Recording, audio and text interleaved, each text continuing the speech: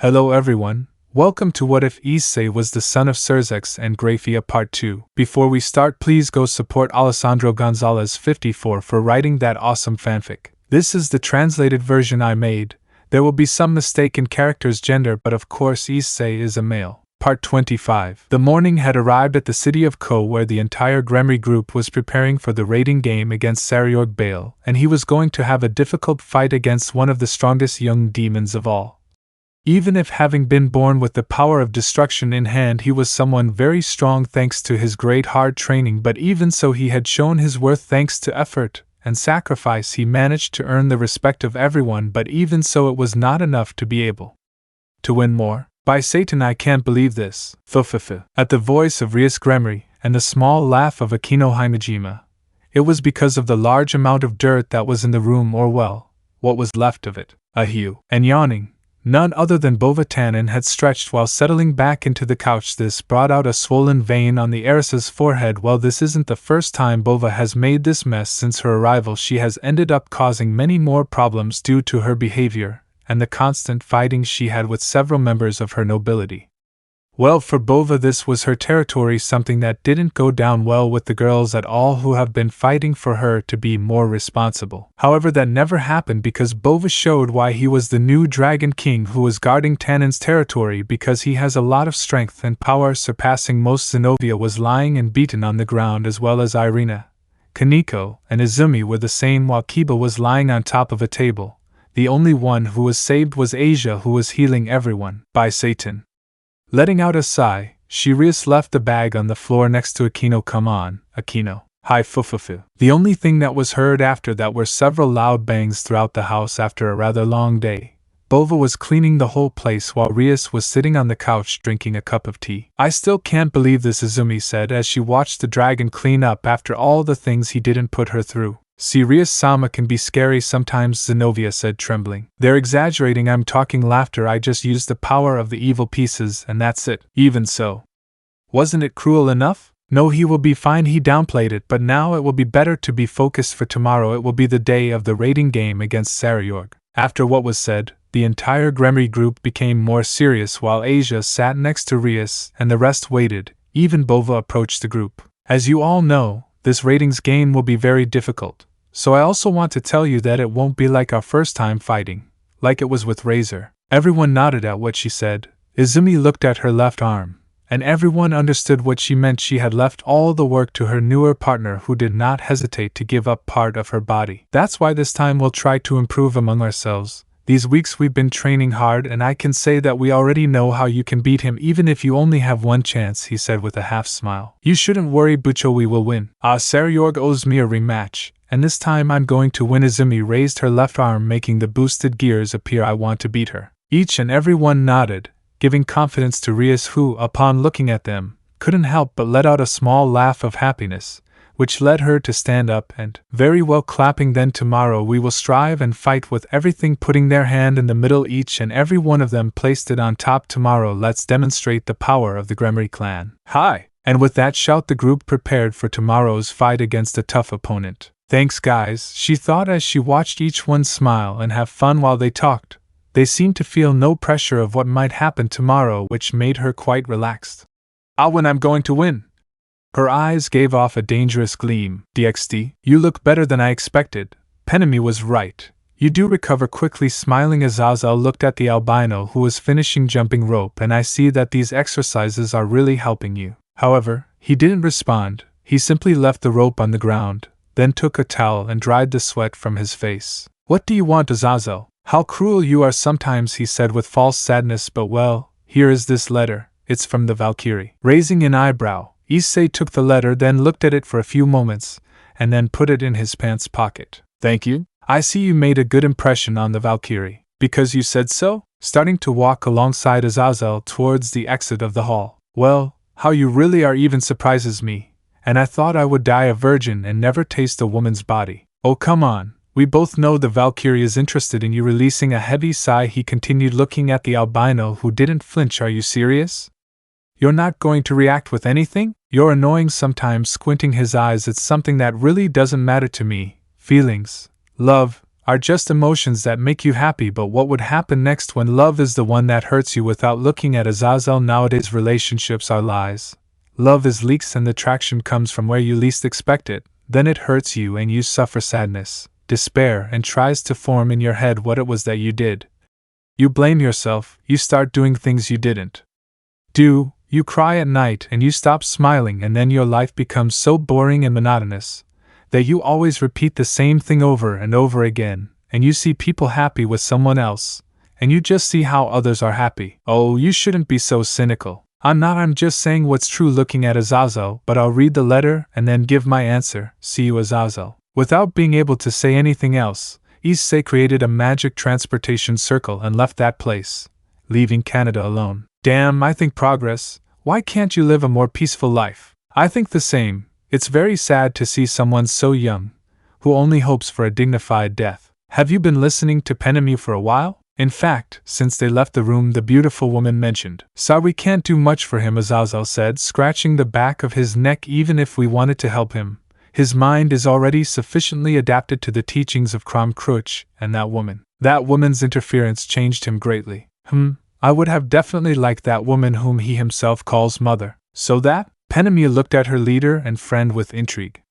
Zazel wasn't much for getting involved in the family relationships of his companions and the young people who were under his wings. I just want to thank you for taking care of him, that's all. Yes, I want to thank you too. But well, we'll see what happens later. Letting out a sigh, he looked at the group and then began to walk next to Penemu. Did you achieve something? Nothing for the moment, he answered calmly. So far there is no trace of any member of the Cao's brigade.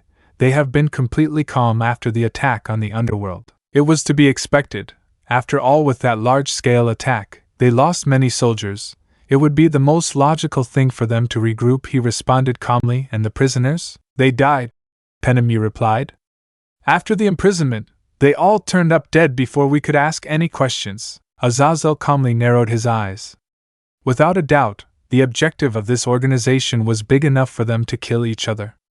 They tried every possible means to prevent any information from leaving their mouths, which is why he says it is more dangerous than usual. I feel like this is going to be a headache later on. Letting out a small laugh. At least let's hope that tomorrow is a big event. DXD, Underworld. In the Great Coliseum, where Rias Gremory vs Saryorg Bale will face each other this day, many people were entering the stadium. There were many people, even several special guests.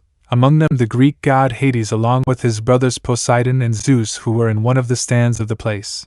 On the other hand, there were the gods Acer, Odin along with Thor and 3 more Valkyries as their companions. Many important figures were on this special day, and in one of the boxes was the entire Slaw's dog team. Tobio accused Rennie Lavinia, Jean, Natsum, Same Jima and Issei Tojo. Each and every one was watching the combat arena. There are definitely a lot of people in this place, huh? Yes, too many, I would say, Tobio said, although I shouldn't be surprised.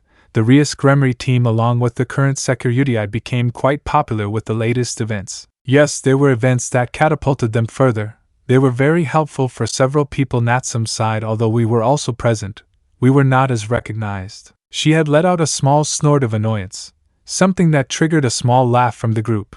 After all, they didn't want, or well, Tobio didn't like to draw attention since he himself prefers to fight in the shadows or even seek not to risk the team in a head-on fight. Although well, after all, we did our work in the shadows. Lavinia spoke calmly. After all, it is better that you focus on them, so we can move stealthily. Rennie-san is right. Issei took the floor. It is better for us to remain incognito to continue doing our work, even if we want to take center stage. She looked at Natsum. The mere presence of the red dragon causes a stir. At least a little recognition would be nice. Well, although we were able to manage to not stand out, it seems he wasn't as subtle as we were. Many let out a nervous laugh while Natsum let out a grunt of annoyance. That idiot likes to call the damn attention, bringing his hand to his forehead. Even with all the destruction that there was, he himself completely destroyed a large number of places that were intact. He even demolished the entire Lucifer castle in his fight against Crom Kuoh. Everyone couldn't help but laugh when they saw their teammate complain about the albino, although they couldn't deny it either, because in his most difficult battles he always ends up destroying a large part of the places against slightly stronger opponents. It was something funny, but it also wasn't silent, although despite that destructive nature he always helped each one, even one more than the other, saving them in difficult times. He was undoubtedly someone calm and insane. He even managed to form a great friendly relationship with Lavinia Natsum and Tobio Dam. Suzaku even managed to like someone like him who has a great explosive and bloody temperament, or well, with the year they have known each other, that instinct and thirst for blood had calmed down too much. It seems that they are all gathered in this place. After hearing that voice, all the members of /Dog looked at the place where that voice came from, and they couldn't help but smile. I didn't think you'd come to this place. Well, I want to see what my rival is up to. Are you excited, Vala? Tobio asked as Vala shrugged his shoulders. I don't know. I just want to see how this plays out and see if he's worthy of being my rival. You're just like that stupid Issei, Vala. You only think about fighting. Natsum sighed regretfully. Fufufu reminds me a lot of when both of them just met. They were always fighting to the point where Tobio and Zazel had to interfere to separate them. Lavinia laughed amusedly as she looked at Vala, who blushed in embarrassment, and turned his face to the side to look at the combat arena. By the way, where is he? We don't really know. We just haven't seen him in the last 2 days since his recovery. Are you worried about him? Lavinia asked. No, I just want to deliver a message from Kuroka. Before anyone could say anything, the announcer's voice sounded throughout the venue, causing everyone to focus their gaze on the arena. It seems that everything is about to begin. Part 26. If I could describe what her life was like before, I would only have one word: bad. It was clear that even though all this happened years ago, she no longer felt anything apart from the great hell she suffered at the hands of her masters. They were monsters, figuratively speaking. One was an evil dragon, the other was an extremely dangerous woman. His life was so full of events that marked his life in the step that now he was right here, surrounded by a large crowd of people who could not stop screaming excitedly for the great show they were putting on. And how could they not do so? It was a true battle of both bands. Rias Gremory and her complete entourage versus the great Sariorg Bale. Without a doubt, a very interesting fight for many due to 2 specific reasons. First and foremost was the demonstration of the power of the Red Empress and the strength of the strongest young demon. Although he was not the only one who was behind him, there was a large entourage, all with great skills. Without a doubt, the first fight was entertaining. In front of everyone, a quite good number came out, which was 8. Both Rias and Sariorg sent their 2 pieces, Kaneko and Bova Tannen the new piece of Rias Gremory. Without a doubt, a pretty good strategy, metaphorically speaking, since Sariorg sent his 2 bishops and a knight to fight. Although at first something exciting was expected, disappointment appeared on his face. The result was obvious at the beginning of everything. Bova did not hold back for a moment, and eliminated both bishops. However, Kaneko was easily eliminated by the knight, and well, the result was totally predictable. The result was certainly interesting, and at his side spoke the beautiful Valkyrie Rosswise, who watched the fight analytically. However, a sigh escaped her lips. Bova Tannen, the son of the Black Meteor Dragon, undoubtedly shows great fighting skills. Settling into his seat, he watched the fight closely. He is strong. Not for nothing does he have the title of the strongest young dragon. Nodding at her words, Issei had to agree with Rosswise. It wasn't a bad idea after all, although his gaze fixed on the rest of the Sarigor nobility. Although there is something that is bothering me, he said calmly. And what would that be? I'm worried about the boy with the mask. So far in Sarigor Bale's records, he's the pawn, but there's still something that's making me quite uncomfortable. Did you notice it too, You are quite interesting in that sense. Rosswise looked at the camera. Akino Himejima-san against Kahisa Abaddon. The strongest queen versus the lightning empress is quite interesting. Kahisa Abaddon was the daughter of a great and noble high-class demon. Among other things, her family was previously one of the most important families in the underworld. But unfortunately, after the great civil war that occurred in the underworld, this same family ended up losing all the recognition they had, being their most important punishment becoming a medium-high family, with leading their Kai after supporting the previous Maos, and losing most of the political power like their previous lands that were divided between the Bale, Gremory and the Citrus and Penhex. Although great strong demons still continued to come out, the last was Kushida, daughter of the Duke, and who was undoubtedly brutally powerful due to her spatial magic. And just as the plan, the battle did not last long. When Akino attacked with her first attack, it was a surprise by the face of the Fall, who received the same attack at the same time and ended up causing an explosion that caused great injuries. In the next battle, Sarigor decided to participate versus Zenobia, Kiba and Bova, and without a doubt it was a battle of titans, especially between Sarigor and Bova. Although Kiba and Zenobia also carried out part of their fight, incredible or not, both managed to cut off the arm of the powerful Serigor Bale. Of course, it was a special tactic, and at the same time well elaborated, where they made the powerful Bale roar like a powerful lion, thus giving the defeat of the Gremory group. Then the battle that for him will be interesting was to see Alas Security versus Kushida Abaddon, a fight that ended in less than a second, where Issei's surprise was present after changing his armor 3 times. It seems the Red Emperor is getting much stronger. Yes, without a doubt, he had shown this ability when he saved Yasaka-sama. I guess I was still asleep, right? Yes, I see. Letting out a sigh, you may have missed some interesting things, so to speak, but the main event had begun, where both Rias and Isara would measure up against Serigor, where at last the true identity of the mysterious Cao Cao was shown, the great powerful Nemean lion, that lion that Heracles or Hercules himself had defeated in one of his 12 labors. Something interesting to see. The battle between Serigor and Isara was quite relentless and hard to beat due to the change of armor generating the same great wounds of Serigor.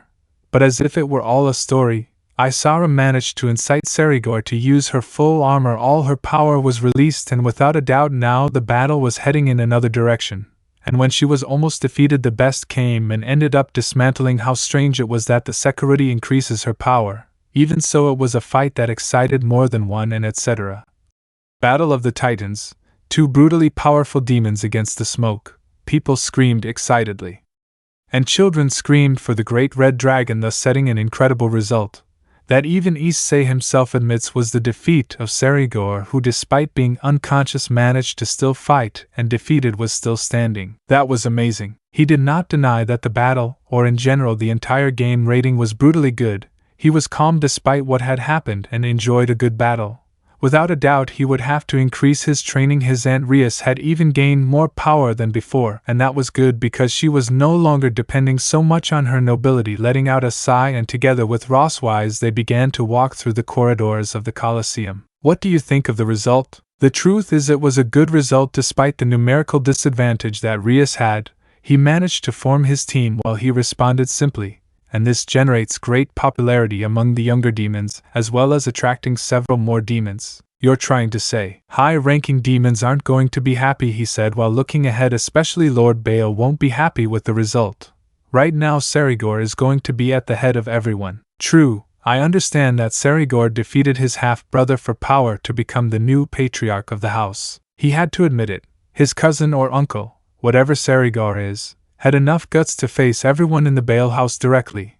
That was good because he showed that even without the power of destruction he was someone to be feared, and he trained his entire body in brute force and Yukai techniques. Without a doubt it was admirable and good. TCH. Snorting, he bit the bottom of his lip and lightly clenched his fists.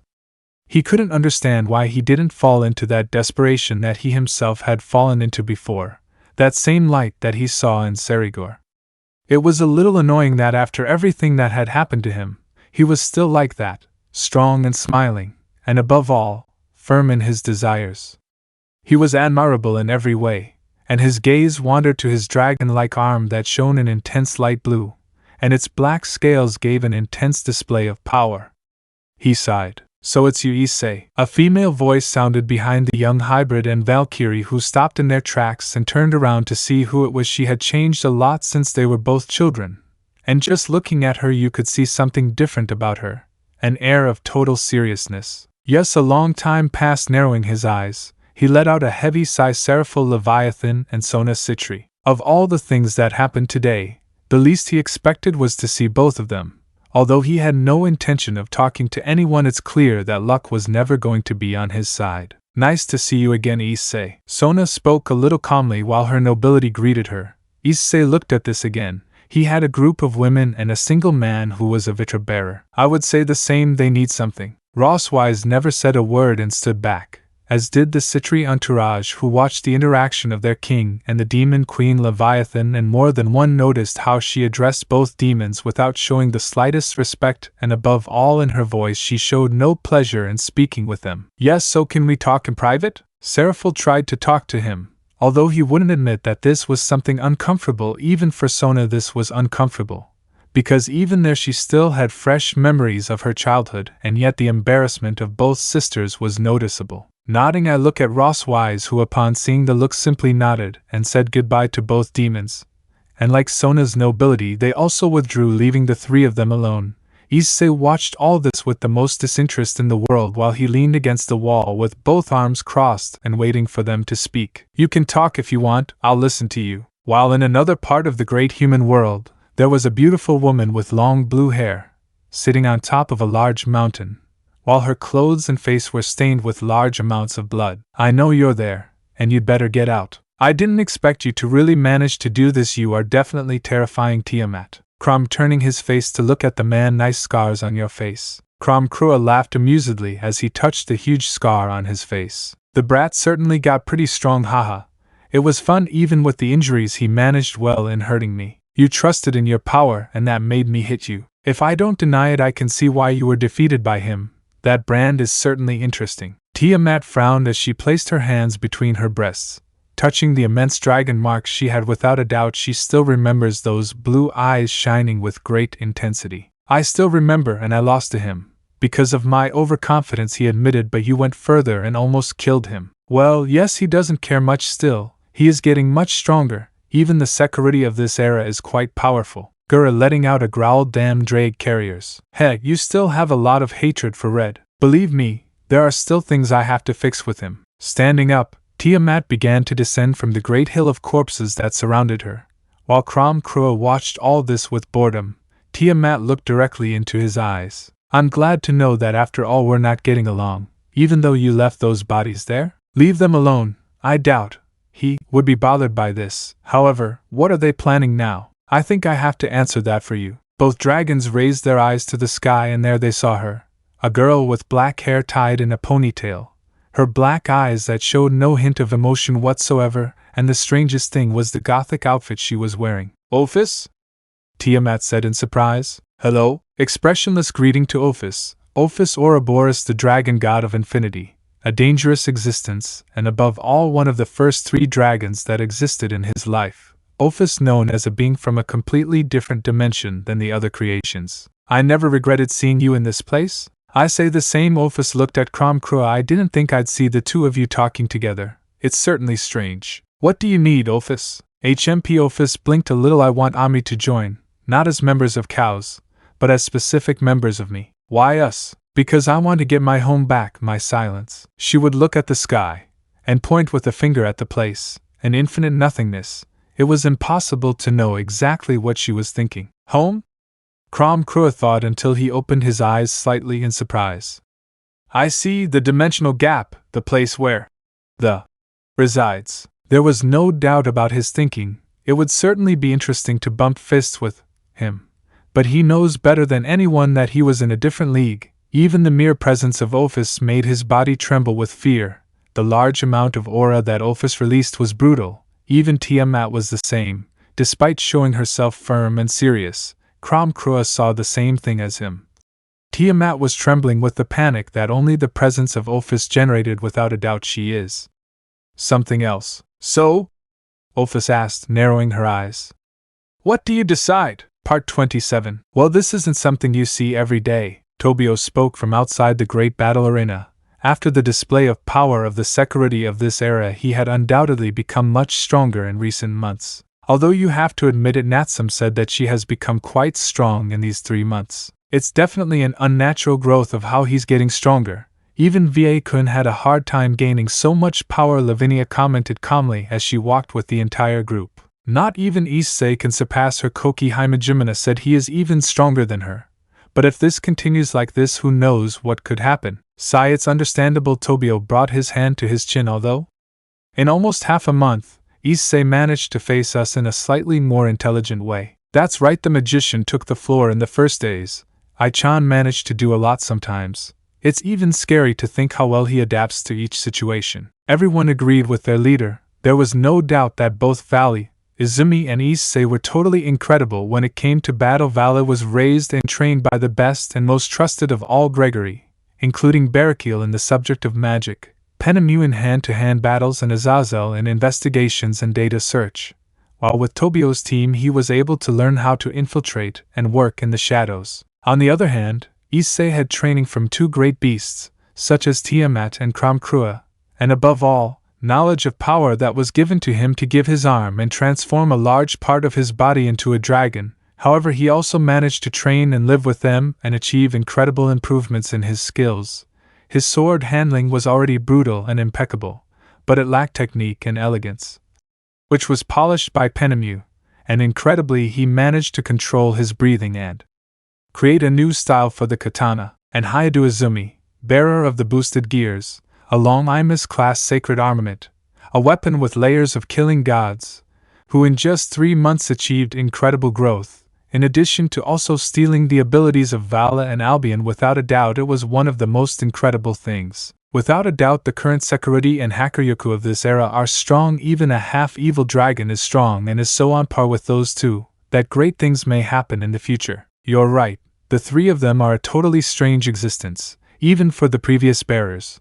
One seeks peace, the other only to fight with strong people, while the last one wants to surpass all his limits. A new era may be about to begin, and without a doubt those 3 are the ones responsible for this great change in the future. At the other end of the coliseum was Issei, standing with a monotonous look at his aunt Seraph alleviating Yasona Citri.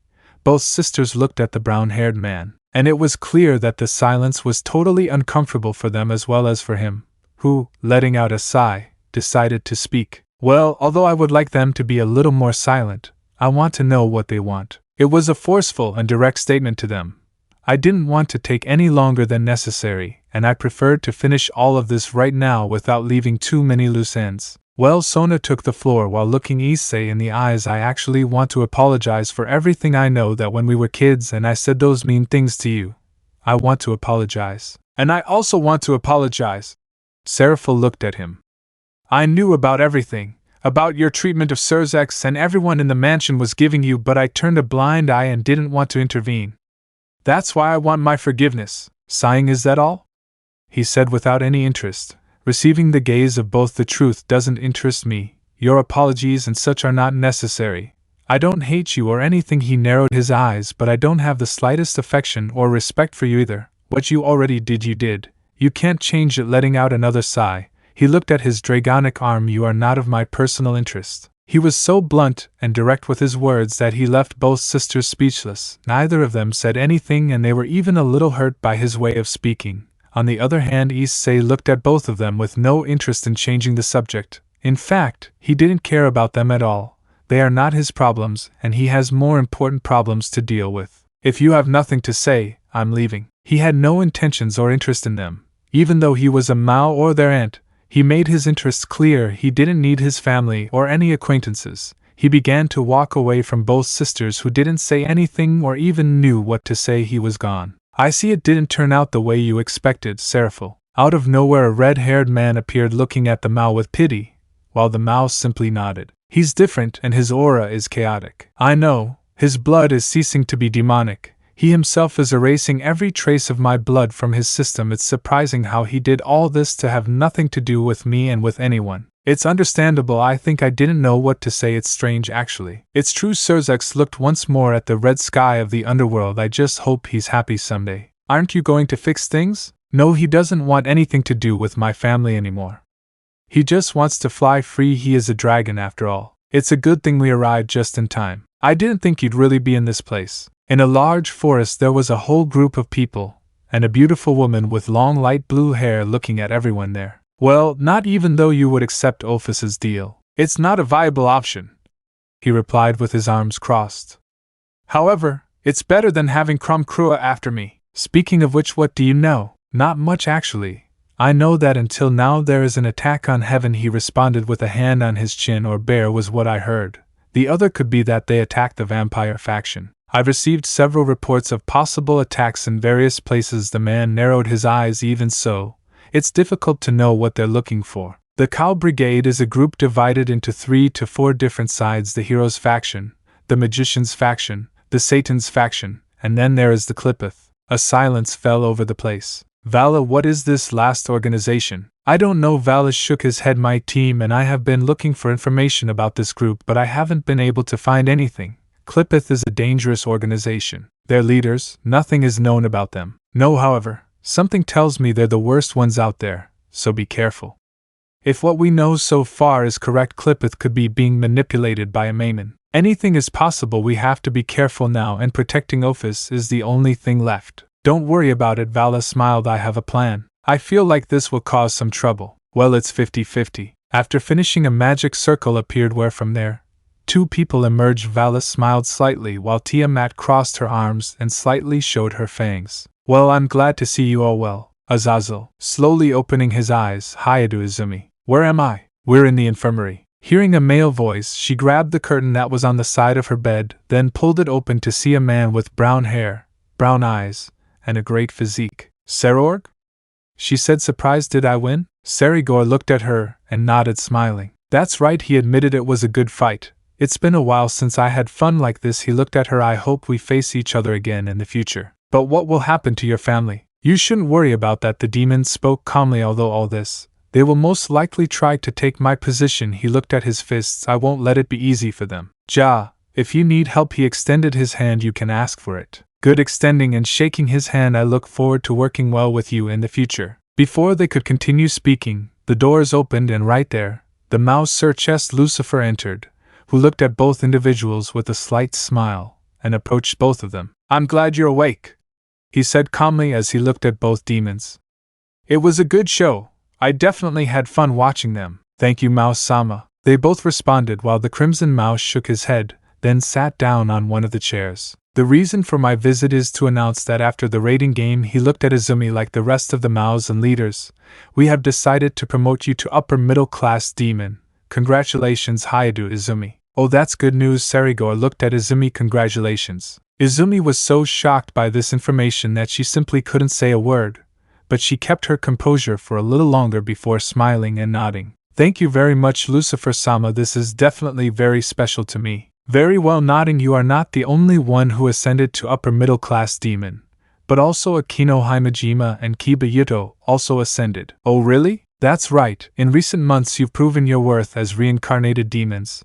In addition to your achievements in Kyoto, you've certainly done a very good job. Congratulations. With that last announcement, all Izumi could do was smile with happiness while a few small tears ran down her cheeks. But what the hell are you doing in my house? It was the cry of Izumi, who was on high guard like the entire Gremory group, who had their attacks ready. I don't think you should worry. We didn't come here to fight. And you think I'm going to swallow that nonsense? It wasn't my fault. Ophis wanted to meet you. After the mention of Ophis, the whole group shuddered when they saw a girl with a gothic smell, floating and looking at everything with monotony. Hello, Drake. Drake? Everyone's gaze became confused, as they watched Ophis refer to Izumi as Drake. Excuse me, Ophis, but I am the bearer of Drake. Hump? Ophis tilted her head slightly to the side, making a gesture of confusion. You have his aura, and you smell just like Drake. Oh, she said. Yes, but I am the bearer of Drake. I am Izumi, she said again. Can I ask why you wanted to meet me? You're different, Ophis said monotonously.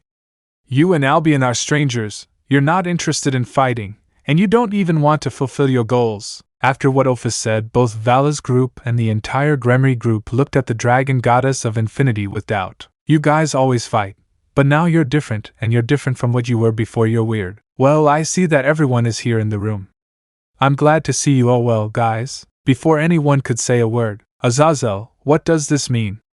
Rias asked seriously. Well, I don't expect you to understand this. Sighing, Zazel looked at all the teenagers in the room. Vala and his entire group are not traitors, and they do not work for the Cao's brigade.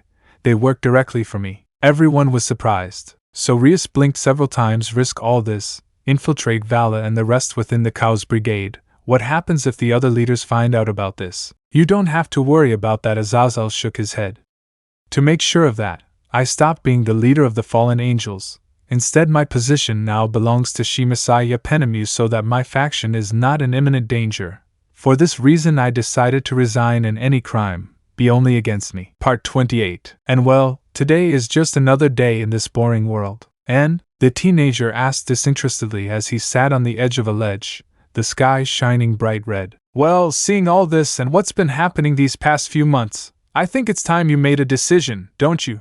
The woman would ask, looking at the teenager. Okay, letting out a resigned sigh, she stood up, and then her right arm glowed intensely blue, being surrounded by a strange layer of the same color. I accept the deal. It's time for us to start what you and I started, Tiamat. The woman smiled, showing her sharp teeth, and with a nod, she adjusted her hair as she approached the albino. Both looked into each other's eyes intensely, while both brought their bodies closer and remained stuck together, and a deep kiss was made in the attack. The kiss was intensifying more and more, surrounding his arms around her waist, and then taking his left hand to one of her thighs, he squeezed it. MHHA. Letting out a soft moan, both would separate their lips, leaving a thread of drool in the path. They looked at each other intensely, and Tiamat would begin to strip her clothes completely and leave her entire body exposed. Just like Issei, he would also take off all his clothes.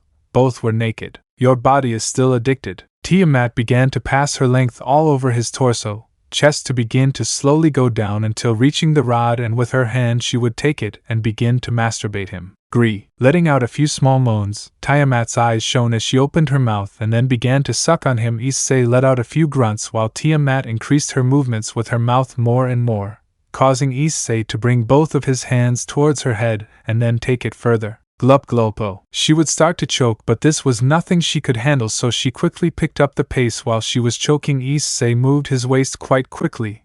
It was perfect how his waist movement and Tiamat's mouth moved with his meat rod. There was no doubt in his being, and his leather accepted it. Who would say no? A beautiful woman like her was on her knees, sucking on her knees while he moved her waist more and more. Tiamat. Her voice already announced what was going to happen, and she smiled and began to use her mouth more roughly, causing Issei's moans to intensify to the point where he gradually increased his speed, and without any warning, he came inside Tiamat's mouth, who, upon feeling the thick semen in her mouth, began to swallow it all without dropping a drop. After that, she took her mouth off his meat rod as she stood up and looked at the albino. That was delicious, moving her lips. She didn't resist when Issei took her by the hair and put her on all fours. How rude. He moaned happily as he watched over his shoulders as the albino's eyes shone a deep blue.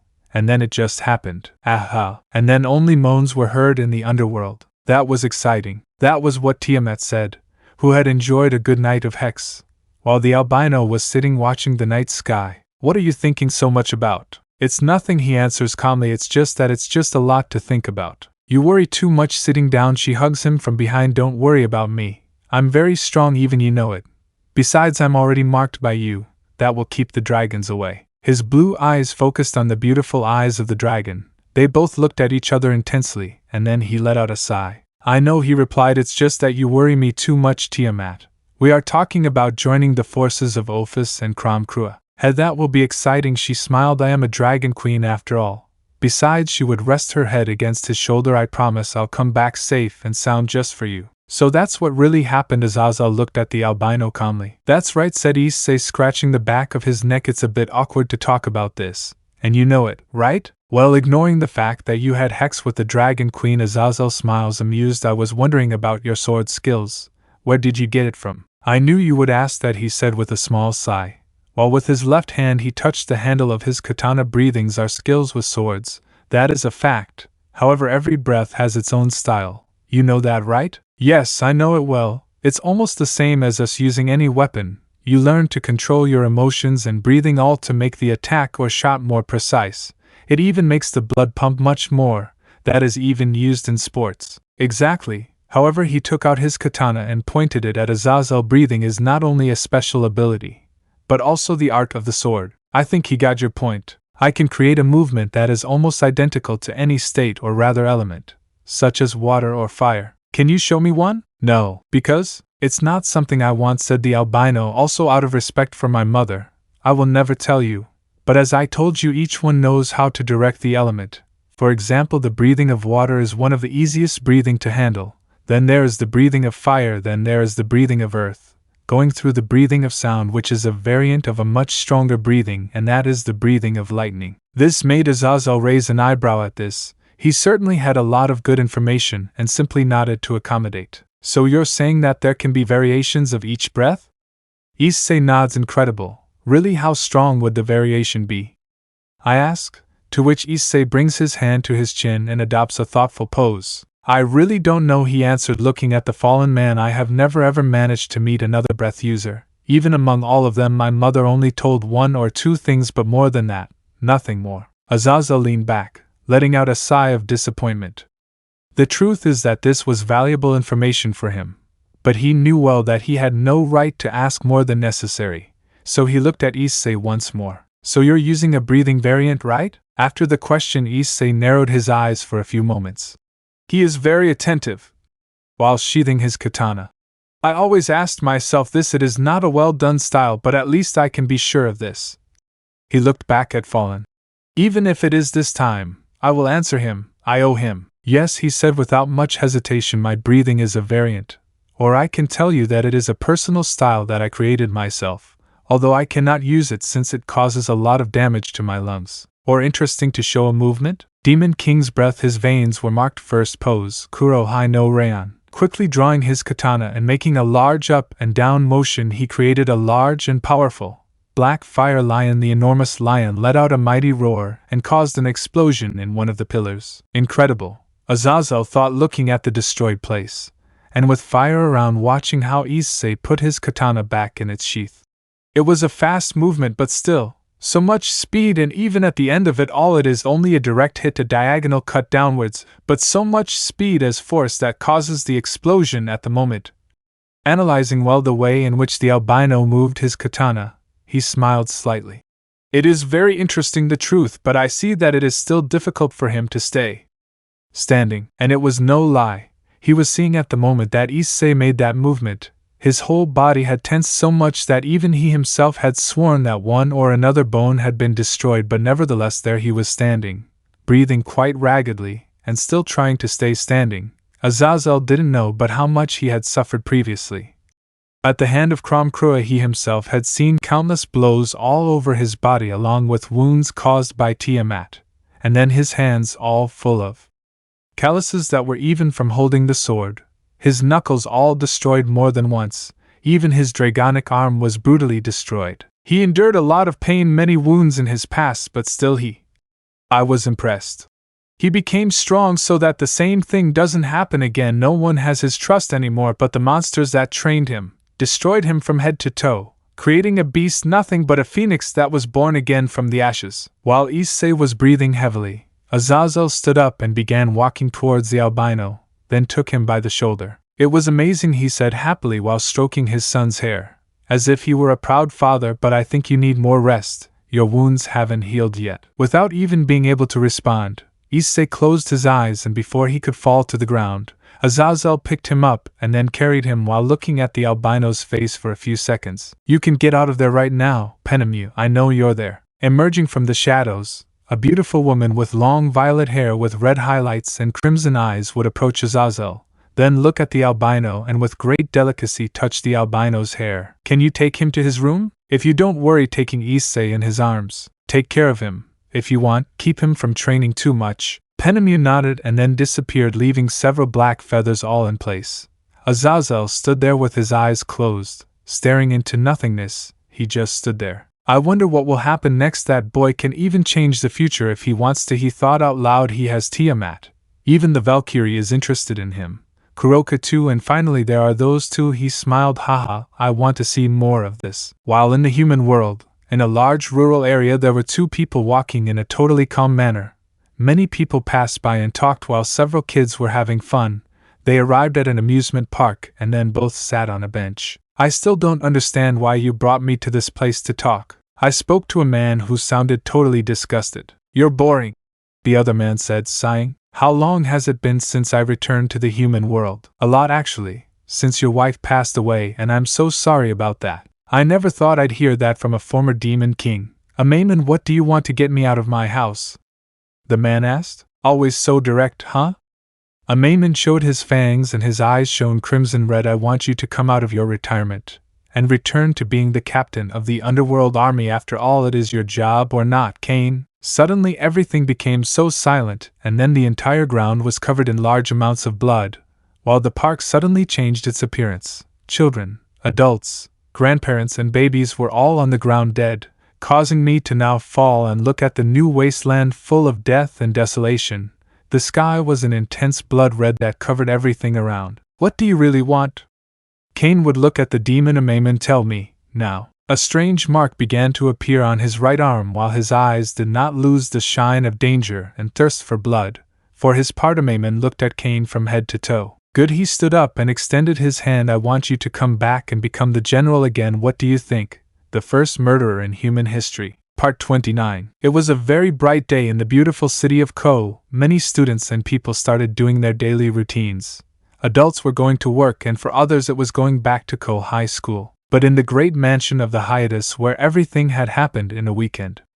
Quite busy for everyone, whose new residents are nothing more and nothing less than the complete Hakuryoku team, even the rival of Hido Izumi, the current Sekurudai, who began to live together with them, was also the descendant of Arthur Pendragon and Morgana Le Fay, as well as the new Son Goku and the criminal of Rago SS Kuroka Tujo, Kaniko's older sister. And not only were they, but there was also nothing more and nothing less than Ouroboros Ophis, the dragon goddess of infinity. Oh, I can't believe this is really happening. He let out a huge sigh, laughing while massaging his forehead. I think the same. I didn't think this could seriously happen, and living with my destined rival is uncomfortable, said Izumi, who was lying on the couch staring at the ceiling. It is the Hakuryoku and the Sekurudai of this era together. It seems like a joke in bad taste, said Rias, arranging the sofa, and not only him, but also the rest of the team, although I am grateful for his help with everyone else for the training. Without a doubt, one of the most significant changes with the arrival of Vala and his team was the fact that everyone started training with Vala's team, not only the Gremory group but also the entire Citri clan group. Each member of Vala's team was in charge of training each other, where the knights trained with Arthur Pendragon, the rooks with Son Goku, and the bishops as pawns trained with Le Fay and Kuroka, while Vala and Izumi trained separately from everyone else. Even so, Vala is so strong I can barely keep up with him in our battles. Naya, and you haven't even fought Issei Naya yet. The door was opened by the beautiful Nikomata, who had entered the living room. Both women looked in that direction, watching as Kuroka sat quietly on one of the sofas and relaxed. Something that both realized was that Kuroka loved to avoid some duties and liked to be doing nothing, like a cat that simply lay down wherever it wanted, and there it was. Issei? Thought Rias briefly. You mean? That's right, Issei Gremory Lucifuge Naya, Kuroka replied with a smile. He is the boy who fought against Loki, right? Izumi still remembers that great battle against the Norse god.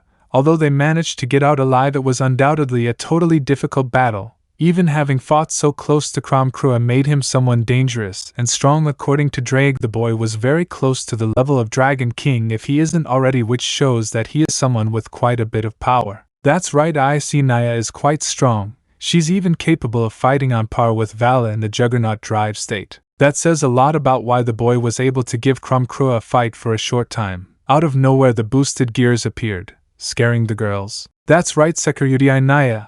Issei Naya is someone strong since she was trained by Tiamat and Crom Krua himself. What/hey? It was the cry of surprise from the girls, who looked at Kuroka, who smiled amusedly, seeing the surprised faces of both. I see, Drake sounded quite surprised, and we were right. That's why the boy is quite strong. He was trained by two quite powerful beings. Drake would let out a small snort. Although I don't understand.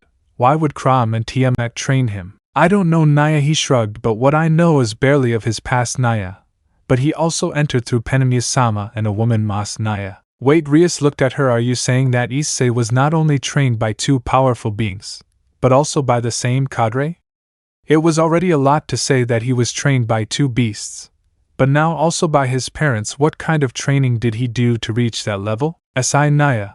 Although it doesn't seem like it, Issei Naya is quite strong, and she always tried harder than the rest. A small look of Armagura appeared on her face. She never said much about her past, Naya. But she is someone I admire a lot for her effort, Naya. And she smiled, bringing her hand to her chest, more specifically to her heart. Something that both girls noticed. He is someone special to me, since he helped me. The girls just listened to what Kuroka was saying, and they simply didn't know what to say. But seeing the small smile on her face, it was like seeing a girl in love with a prince, something that gave both of them a small pang of jealousy. For Izumi, because she had never fallen in love with anyone before and was simply jealous of Kuroka, who seemed to have a nice love. And for Rias, it was because she had never experienced what love is, or that someone sees her as Rias and not as a Gremory. I see, Izumi said happily for the Nikomata. It certainly seems like she won your heart. That's right, Naya. Kuroka shouted happily with a tender blush on her cheeks. He's the person who helped me and protected me when no one else did, and made me change my way of thinking a little too. She touched her pendant on her chest, and looked at it fondly. He's someone who gave me something very valuable. I see. Even so, you know how the kid got that dragon arm? When Drake spoke, everyone got scared, because they had forgotten the red dragon was still there. Even Izumi thought it was gone. Kuroka looked at her left hand for a few brief seconds. Something I see. Naya didn't tell me how she got it, but after getting it she made it half Drago and half demon. I know, but Drake sounded pretty calm. That's forbidden sorcery. Forbidden sorcery, Drake? Izumi sounded quite confused. Not only her but also Kuroka and Rias, who paid more attention to her left arm. Yes, that magic is a forbidden sorcery. Its name is Drago Slayer magic, and it was supposed to have been banned after the Great War. After the great disaster that magic caused, Drake spoke. Why is it prohibited? In those times, days or months before the Great Faction War broke out, dragons and humans lived together in the human world together. However, most of the Tigonis hunted humans while very few helped a few other dragons. Drake let out a heavy sigh. Apparently it was not easy to say. In those times humans were only food for dragons, but a time came, the time when everything would change. The mother of all dragon slayers and the creator of that magic, Irene Belsirian, was a magician and quite powerful, as well as being the queen of her people. Drake sounded half bitter. His people lived with dragons, and among them an old friend of mine was the one who told Irene about that magic, a seed that was eaten by humans, and there it gave her powers capable of killing dragons, and the war between humans and dragons broke out. But as we all know, humans not only betrayed the dragons that helped them, if not, there was also a bigger defect, and it was that the seeds spread through their body, which reaction turned their body into complete dragons. Nobody said anything, but the surprise was quite great. Rias never knew about that war between dragons and humans. She even looked in all the history books or something, but nobody said that, not even Tannen himself. What does this have to do with Issei?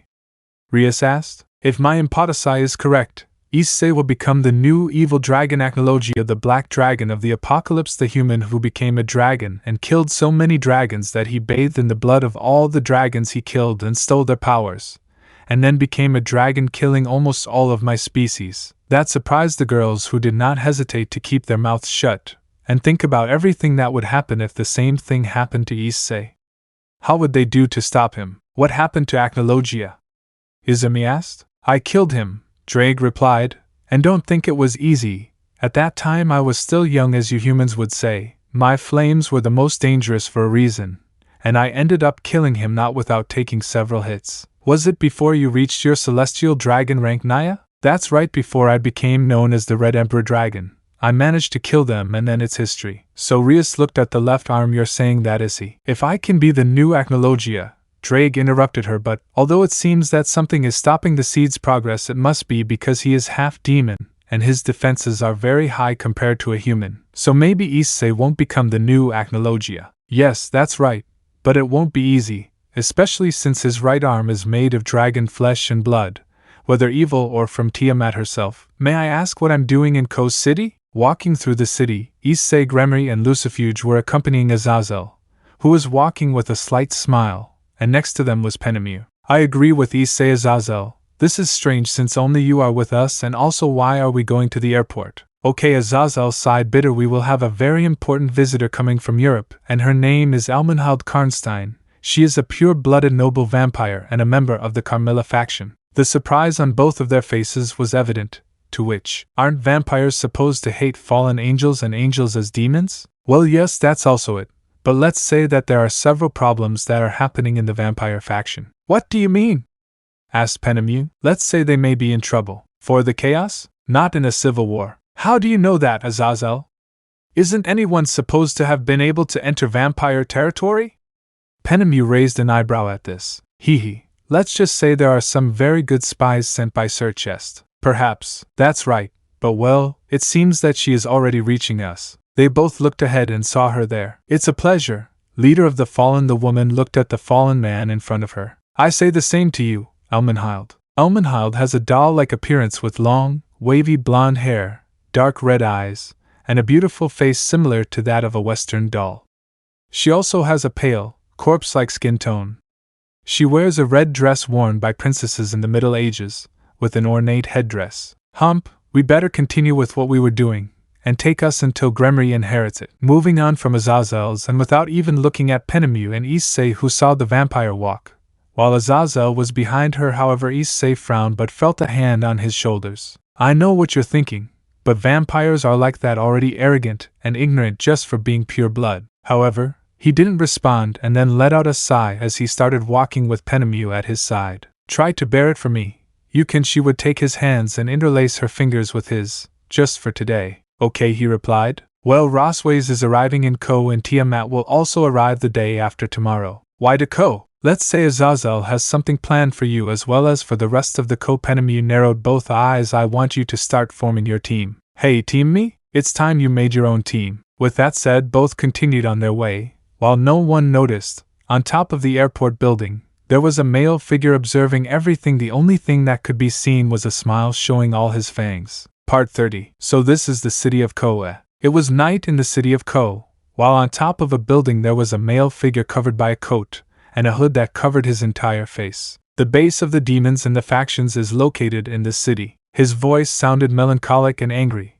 clenching his fists tightly, making his hands bleed while a strange dark energy began to filter through his body. Those bastards, they dared to do that. Suddenly his eyes flashed a deep blood red. This will be my revenge against all of you, bringing his hand towards the handle of what looked like a sword. And for you. The next morning in Kuoh City, more specifically in Kuoh Academy, all the students were in class. Some were in their respective club activities, while in the occult club, all the demons and angels were reincarnated. So, Rias was the first to speak as she sat on her sofa, while drinking her cup of tea. Her gaze was focused on her guest, the woman who also took her sip of tea, and looked at the demon. Rias Gremory, she began to speak. I want you to give me Gasper Vladi. Hey! Everyone's surprise was very evident, even by Gasper himself. Why would I give you Gasper? She looked at her with a frown. What gives you the right to talk about him like that? Gasper Vladi, he is half vampire. We need his power. Being still a member of the noble Vladi family and an ally of the Karnstein family, we need his power for the war. You know that Gasper is barely controlling his power. It's not an impediment. She took another sip of tea. Why? Everyone simply said nothing. To Gasper's question, Elmenhild rather simply looked at the half-vampire. Gasper, how close are you to Valerie Tempest? After the question, the half-vampire looked at the woman in front of him. She's my best friend. She was the one who helped me escape from the Vladi house and all the allies who were hunting me. So you know. She put down her cup. The war that's raging between the vampires is the entire Carmela faction and all the Tempest allies. Led by Valerie Tempest, your friend. Emphasizing the last word, Elmenhild looked at the half-vampire, who opened his eyes in shock at what she had just said. But how was it possible if she, as he remembers her, was always the best? She was always with him. She helped him in everything she could. She even helped him escape from that place. Why would she do something like that? Power, money, fame, or control? Elmenhild said simply there are several possibilities. That because he did it, he killed his father and mother and forcibly took control of everyone, not to mention that he is using the undead as weapons of war. But, open your eyes, Gasper. She looked straight into the eyes of the half-vampire, who felt fear at that look. She is the enemy, and you work as a son of the Vladi. It's simple, come and fight for your people. I think you're talking too much. Before Elmenhild could continue speaking, out of nowhere another male voice appeared, cutting off Elmenhild's dialogue. All the young demons looked back and saw Issei enter, accompanied by two beautiful women. But the moment they felt the aura of one of the women, their bodies froze with fear. Even Izumi's arm began to burn intensely, and her instincts told her she had to flee. You talk too much, was Issei's response. Passing by Elmenhild, his path did not stop. He ignored everyone until he stood in front of Gasper. The half-vampire was trembling with fear, from the look the albino was giving him. However, Issei's eyes never took their eyes off Gasper. It was simply strange, leaving aside his transvestism. He makes him remind a lot of him. When I was much younger, someone afraid to face the harsh reality of the cruelty of the world, the abandonment of parents who, for not having enough power, were ostracized from their family. Even he went through the same thing just for being half-vampire.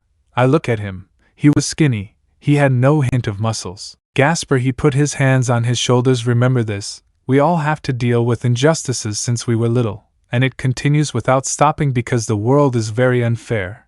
But you have to endure it. Grate your teeth and resist. No matter how much it hurts, you have to keep living.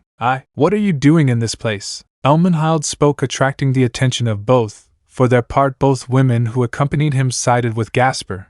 This was seen by Elmenhild, who frowned at this. What do you think you're doing?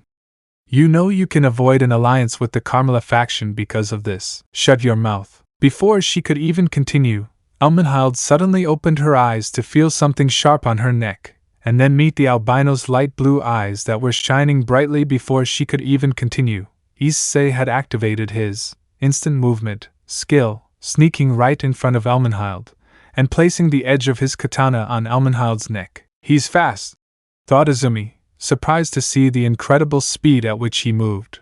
I didn't even feel any magical energy emanating from him, not a sound. It was only physical strength. Drake spoke to him mentally. Drake, did you see it? Yes, I saw him. It's incredible how someone like him can move at that speed without even attracting attention.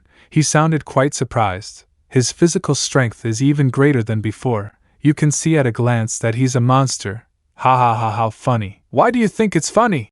She asked, confused. It's simple. Even if he's not born with the famous power of the Hawkeye, he's a real monster physically and has much more polished skills, more so than Sarayorg. Drake sounded quite fun, a battle with the partner, and you'll definitely improve constantly. Drake. I didn't know what to think. Without a doubt, if he's telling the truth, that means he's much stronger than Sarayorg. That brought a smile to his face, showing his sharp fangs. It might be fun. He wouldn't admit it out loud, but since his fight against Sarayorg, something woke up in Izumi, and that might be his Drago instincts. Finally taking off after a battle, giving his all, it was exciting. I'm not interested in politics or your boring life. Tightening his grip on the katana, but after seeing enough, I realize that you demons and vampires look quite similar. Don't compare us, demon. No, but they look a lot alike. Taking his katana from his neck, he put it in its sheath, arrogant and unhinged, hungry for power only, and you hate everything that is not pure for you.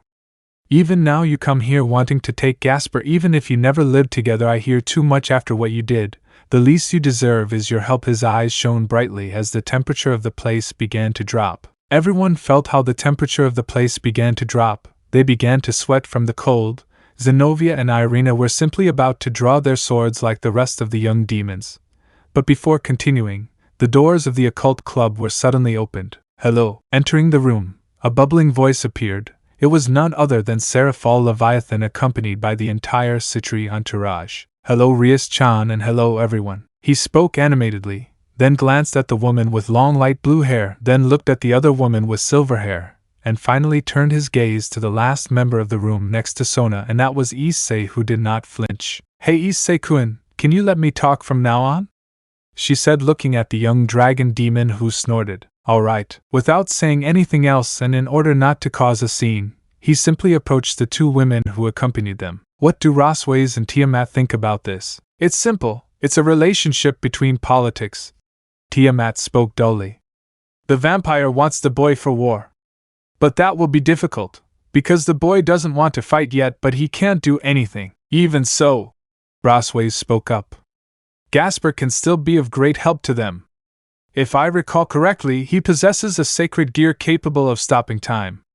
It's incredible, and it's a power that, with training, can become much stronger. Although I would need to train more physically. Tiamat crossed her arms and mentally control himself. Issei nodded and didn't even pay attention to the conversation between the two merchants. He continued looking at Gasper until he simply looked back at both women. I think I have an idea. Then it's decided. At those words, the gaze went back to both women who were sitting, looking at each other face to face, and then looking in Gasper's direction. Gasper-kun, you can come. Hi. Approaching timidly, he looked at Elmenhild and then at Seraphal. Listen, this decision is only up to you. If you want to leave Rias-chan and go with Elmenhild and fight the war, it's your decision. Gasper. Elmenhild spoke, looking the half-vampire in the eyes, who was intimidated. The decision you make will have consequences for your family. Faced with that threat, Gasper became nervous, then his gaze focused on the albino, and then he began to remember his words so that both of their eyes met, and then Issei, with a nod, made Gasper sigh and nod. I agree to go. That! It was everyone's scream. Even Rias looked in disbelief at what just happened. She never thought Gasper would make this decision like that. Riespucho, thank you for everything, but I want to go. His look said it all. I want to go and help Valerie with whatever she's doing. But, it's your decision. Gremory Elmenhild spoke, earning an angry look from everyone. But that didn't matter to her now. But before going, I want you to. His gaze turned to Issei. If he can go too. Huh/oh? Everyone looked at the albino, who simply looked at Gasper, slightly surprised, and then smiled. I refuse, said Elmenhild, looking at Gasper. Not all of them are here. You want me to use my powers, no? Gasper looked Elmenhild in the eyes, and they shone. There is no one better than him to help us. He was able to fight Krom Kuoh and face Loki. Elmenhild remained silent, looking at Gasper, and then at Issei. And okay, we will. He can come. Oh really? Yes, Elmenhild surrendered, but only on one condition. She raised one of her fingers. He alone can go. It's fine by me. Issei walked until he was in front of Gasper. My team can stay around. Looking at Tiamat and Rosways, who attended. I'll go. It will be enough with me. You have a lot of arrogance. You may have surprised me by placing his katana on my neck. His eyes flashed dangerously. Be careful where you point it next time. A threat? He didn't sound impressed. After that meeting, everyone was back to their activities, but Gasper was locked in his box.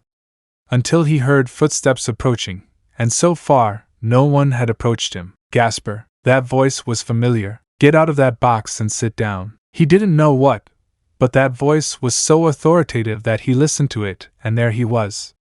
His light blue eyes were sharp, with a beast about to attack him, but the aura surrounding him wasn't violet. It was calm. He simply sat down next to him. How do you feel about making this decision? I don't know. Why did you make the decision? It's because I remembered your words, and I also wanted to go and help my friend. He sounded sad, as if something was preventing him from moving forward. Helping others ultimately brings you back to yourself for the better, he said calmly.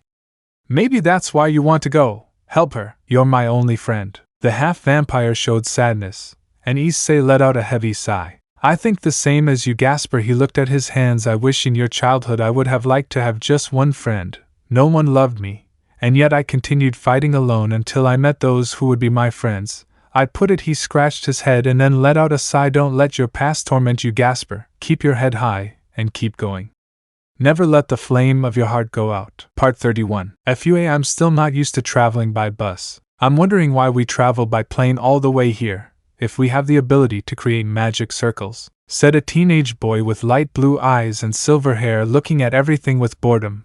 While he looked around the place, he saw the amount of people passing by him looking at him. It's even rare to see a foreigner even in Romania, Rosways said, approaching the albino. It seems that it's not normal for people like that to come. Even she admitted that she felt uncomfortable with the stares of all the people staring at them. They are not human, said Elmenhild, who looked at everything calmly and approached the exit. Come, let us not do anything to you. You are in the territories of the Carmilla. You can rest assured. Come on. Let's not waste too much time. Listening to Issei, the two followed the albino to the exit. Upon leaving, the three saw a luxurious, deep black limousine.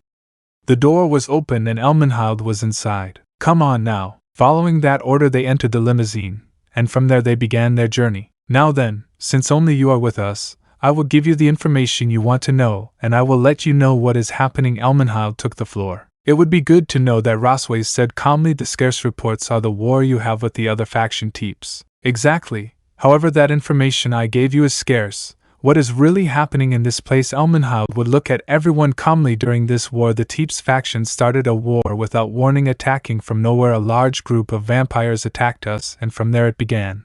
The problem came later. What happened? They started using all kinds of force. Elmenhild signaled, and the car suddenly stopped. Look out the window. As he looked outside, his eyes opened in surprise. Rosways brought his hands to his mouth, while Gasper couldn't help but feel like vomiting, while Issei simply watched this with slight surprise. They even brought humans into this. It was the word of Elmenhild, who looked monotonously outside. In full view of everyone present, they saw several corpses gathered together, some even hanging on some signs or light cables. Some were even scattered everywhere. This is horrible, Gasper said with disgust and fear. How could this happen? This is the real war, Gasper. Issei spoke. Even civilians are left in the middle of the war. It is inevitable that there will always be innocent blood shed. With a signal from Elmenhild, the car resumed its course. Meanwhile, Gasper calmed down thanks to Rosways and the sight of Issei. Not only was the war against us, They brought the humans into this. Every human in the Carmilla territory was involved in this war. They are even using the strength of the evil dragons. That attracted everyone's curiosity, but especially Issei's, who quickly observed her. Evil dragon? How is that possible if they are supposed to be extinct? We thought the same, Elmenhald said, sighing, but in another surprise attack they gave us, it was not only vampires but also a group of undead and evil dragons. Are they using dark magic? Rosway's speaking in surprise. Isn't that true? Issei said, there's something else you didn't say. Valerie Teeps is the owner of a Longinus. And not just anyone, it is the Holy Grail. Everyone's eyes opened wide. We're talking about a weapon that's even capable of reviving the dead. That's true.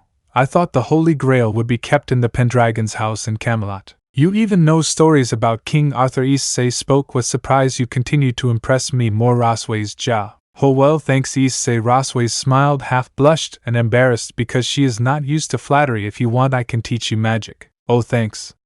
I would be very interested, nodding with a half smile. We're almost there. It'd be better if this. Boom! An explosion occurred outside the place, causing the car to fly upwards and then crash. DXD, while in Kuoh's city, more specifically in the occult club. Wait for what? You heard, girls. You are going to train now with some acquaintances from church. I speak calmly in front of Irina and Zenobia, who were all looking confused.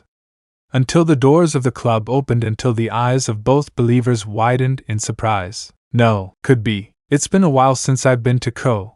It feels good to be back here. Jojo is a pretty nice place. Papa and Bosco Estrada, how is this possible? Well, this is due to the alliance between the factions. We are going to help with everything there. The Basque Estrada spoke with a smile, looking at Zenobia. For his part, Mr. Shido would look at his daughter and smiled slightly, then approach and give her a hug. I'm glad to see you grew up well, daughter. I'm glad to see you too, Dad. Rias smiled slightly as she stood up and walked in front of the Basque Estrada, who returned the greeting. I'm so glad to meet a living legend like you, and knowing we're no longer enemies makes me very happy. I say the same to you, Crimson Princess of Ruin. It is an honor to be of help for the greater good, and I will help in any way I can. I believe that a lot, girl. DXD. As loud bangs rang out in the middle of the road, people screamed and ran. The doors of the car Issei and company were in were blown off, leaving each of them with minor injuries. Looks like we got lucky, Issei said, standing up. So this. Quickly activating instant movement curve dance, he made a quick turn, dodging the undead's attack. Quickly his eyes sharpened, and with a swift movement the undead was split in half. So it wasn't the undead's joke. He looked around at his surroundings and saw several humans running for their lives. I'll have to move fast. Ross, how is Gasper? He is fine. He has minor injuries, as does Elmenhild. Both are out of danger. That's good. Seeing how they were both, he quickly extended his hand and a magic circle emerged from the ground, sprouting the handle of a katana. I have no choice but to use it again. He let out a half-heavy sigh, and taking the handle of the katana. Come on, Muramasa! Taking the handle of the katana and removing it from the magic circle, Issei's entire body tensed dangerously as he looked at the beautiful steel saber, sighing. Issei saw Rosways. Rosways, I will take charge of trying to save as many civilians as possible. Before she answers, I want you to protect Gasper and Elmenhild from any attack. I trust you. And before Rosways could respond, Issei moved so fast with his ability, instant movement curve dance, that he even disappeared from her sight from one moment to the next, not without first leaving several undead bodies on the ground. Ah, that idiot can't even help me. Standing up, he created 2 magic circles under both vampires, and then they float. Good, with that I can move freely. Smiling proudly, he quickly looked around and saw the corpses of several people. He couldn't help but feel pity. This is chaos, he thought in anguish. She knew well that this was a civil war and that the probability of innocent people dying in the process was so high. But this was already too much even for her. Obviously, she can't always save everyone. It is even a fact that war only brings chaos and destruction to the world. A world made and destroyed by humans and by themselves, who are causing this a bloodshed only for greed and power. What they longed for was so much that the lives of others did not matter. I hope that, quickly putting on guard, her body instantly glowed. Now appearing in her Valkyrie armor and extending her arms back, she created a magic shield. Boom! That was close. Oh wow, you managed to block it. Congratulations on that. She quickly turned her gaze just above a lamppost, saw him there. He was sitting, and with a smile from ear to ear, His appearance was of an adult about 28 years old, short black hair, tattoos that surrounded all his arm, red eyes showing all the madness of his being and fangs protruding from his teeth, wearing a black suit mixed with black boots. I can assume you're the cause of this. The man smiled wider and then sank to the ground. You're right, I see you're smart, with mockery in his voice. Of course I'm one of the two who carried out this attack. So you're not the only one. She sounded calm, but your aura isn't like the other vampires I saw today. Jojo laughing amusedly, he falls onto the salary and looks at her. Well, you're right. I'm not a pure vampire as I would like to be.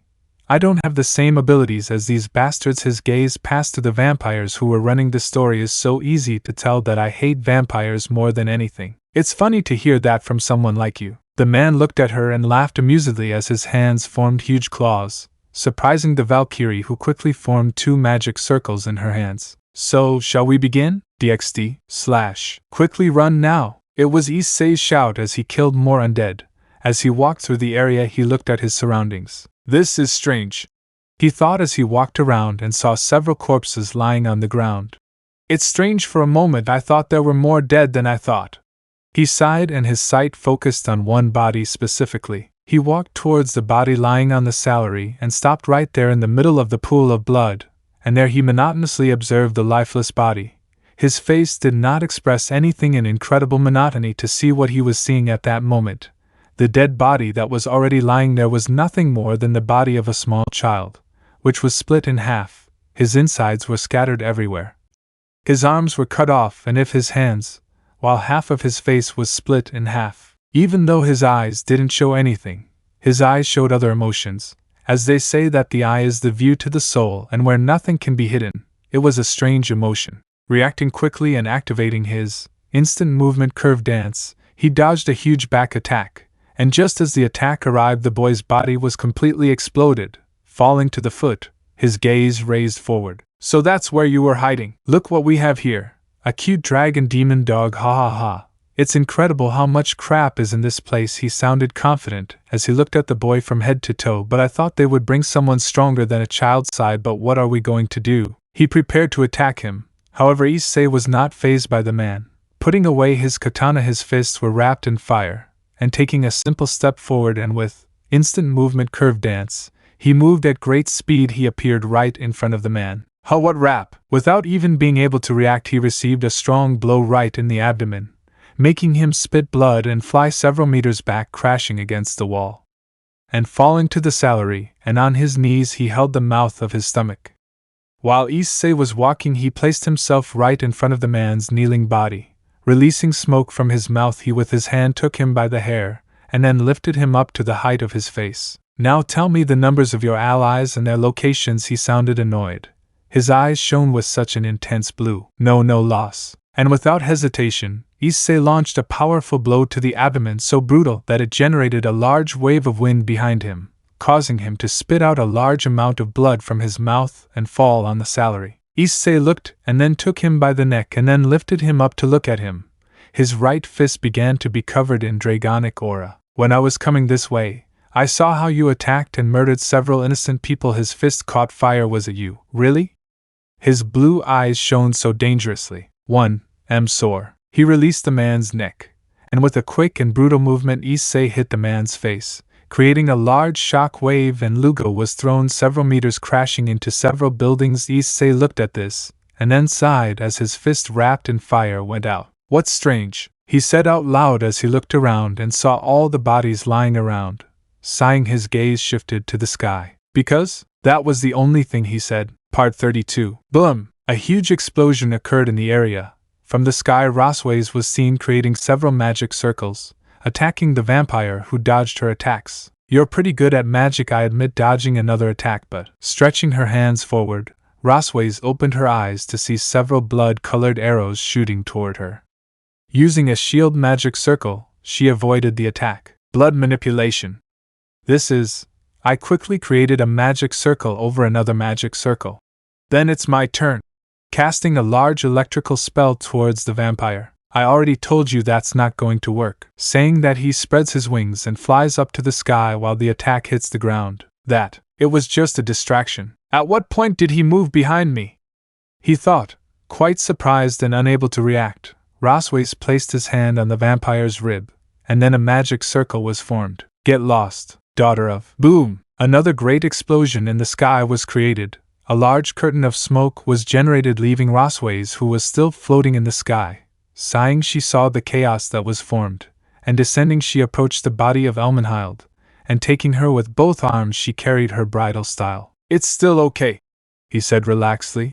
This is chaos. We're going to need several reinforcements after this. He thought seriously as he began to run with her. At least I managed to transport Gasper to a safe area for the moment. It's not a good idea to bring him here. Oh, opening her eyes in surprise, the vampire was right in front of her with half of his body completely burned. His gaze was fierce and he was clearly angry. That didn't kill him. I must admit it was a good attack. His body began to regenerate, but you're going to need something else to be able to kill me. You know, his body was already normal, although that hit did hurt quite a bit. I suppose killing you won't be easy, right? He said, carefully leaving Elmenhild's body on the ground. But even if you don't believe it, I'm not someone easy to defeat. I know, the reports were true, but you're nothing like that brat everyone talks about. Brat? Who is he talking about now? He thought as he prepared 2 magic circles. The truth is I had intentions of fighting him. However, I ended up crossing paths with you, and from what I see the other one is dead, I suppose, he said while starting to stretch a little. Believe me what I tell you, this is not personal, it is business. You said brat? Who are you talking about? I'm talking about Issei Gremory Lucifer, said the vampire, making his eyes shine dangerously. I heard several rumors about that child. It is said that forbidden magic was used on him.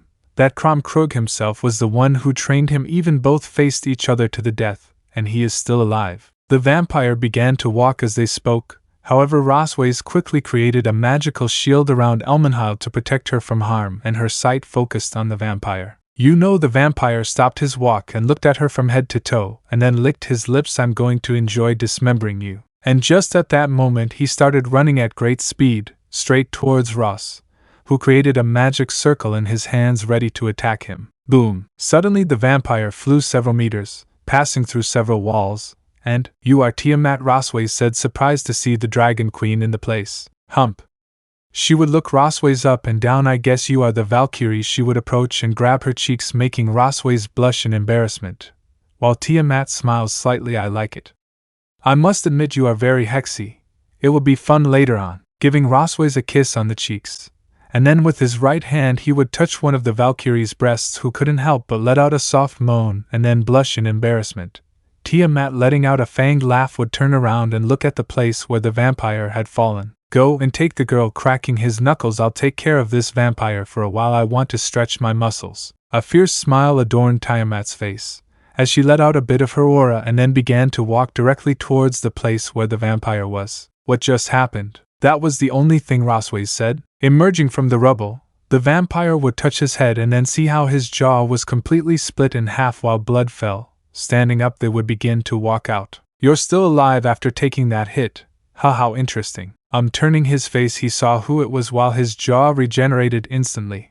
Making several movements, he looked at her. So you were the one who got hit, huh? He looked at her from head to toe and then simply sighed. I imagined you are Tiamat. I see you're not afraid of me, huh? She said while snapping her fingers. It's generally interesting. Any supernatural being that hears about me ends up running away or dies trying to fight me, she said while looking at him neutrally. Yes, I suppose your reputation precedes you quite a bit, said the vampire. What's your name in all this? I am blinking several times. Lucian. So Lucian, do you want to dance? Showing his fist surrounded by dragonic aura. Hey, it would be a pleasure, Tiamat. And without expecting it, Tiamat appeared right in front of Lucian with her fist fully understood. She's fast. It was the only thing he thought while Tiamat's fist hit the entire ground, creating a large smoke screen.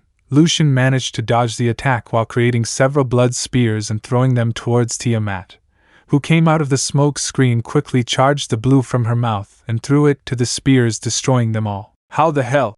Lucian thought, surprised, then saw Tiamat right in front of him, and without being able to do anything, Tiamat connected a totally precise blow to the pit of his stomach, causing him to spit blood and fly away. Without giving her a chance to recover, Tiamat flew at great speed, placing herself right above her, and with both fists she would hit Lucian, sending him to the ground. However, upon impacting with the ground, Tiamat falling in a pike would hit the entire ground, creating a gigantic air current all around, destroying all the buildings around 40 meters. Leaving a completely dry landscape and with several completely dead vampires in the area. What was that? Issei said as he felt the air move violently. Sighing lightly, he turned his body and making a movement with his katana, a lot of blood splattered from it. For now, this area is free, he said calmly, while large amounts of blood fell on his clothes, hair and face as well, while behind him a large river of blood was forming to then reveal a large number of dead and dismembered bodies everywhere. Looking at the sky with his eyes completely tired, I hope this ends soon. That was the only thing he said as he started walking away in a calm and relaxed manner, leaving all the corpses right there. I admit you held up too well, said Tiamat, looking at the vampire, totally tired and bleeding out, even your regeneration factor to no longer be working well. If I admit it, I'm already at my last, said Lucian, who looked at his hands one last time, but this time I'll go with everything I have. Hump, it was the only thing that came out of Tiamat. Your ability is blood manipulation, right? Tiamat said while moving her fingers. I propose this to you. Use your best attack without hesitation and I will use the same blood manipulation magic. Lucian opened his eyes in surprise and then saw how Tiamat formed an arch made of blood.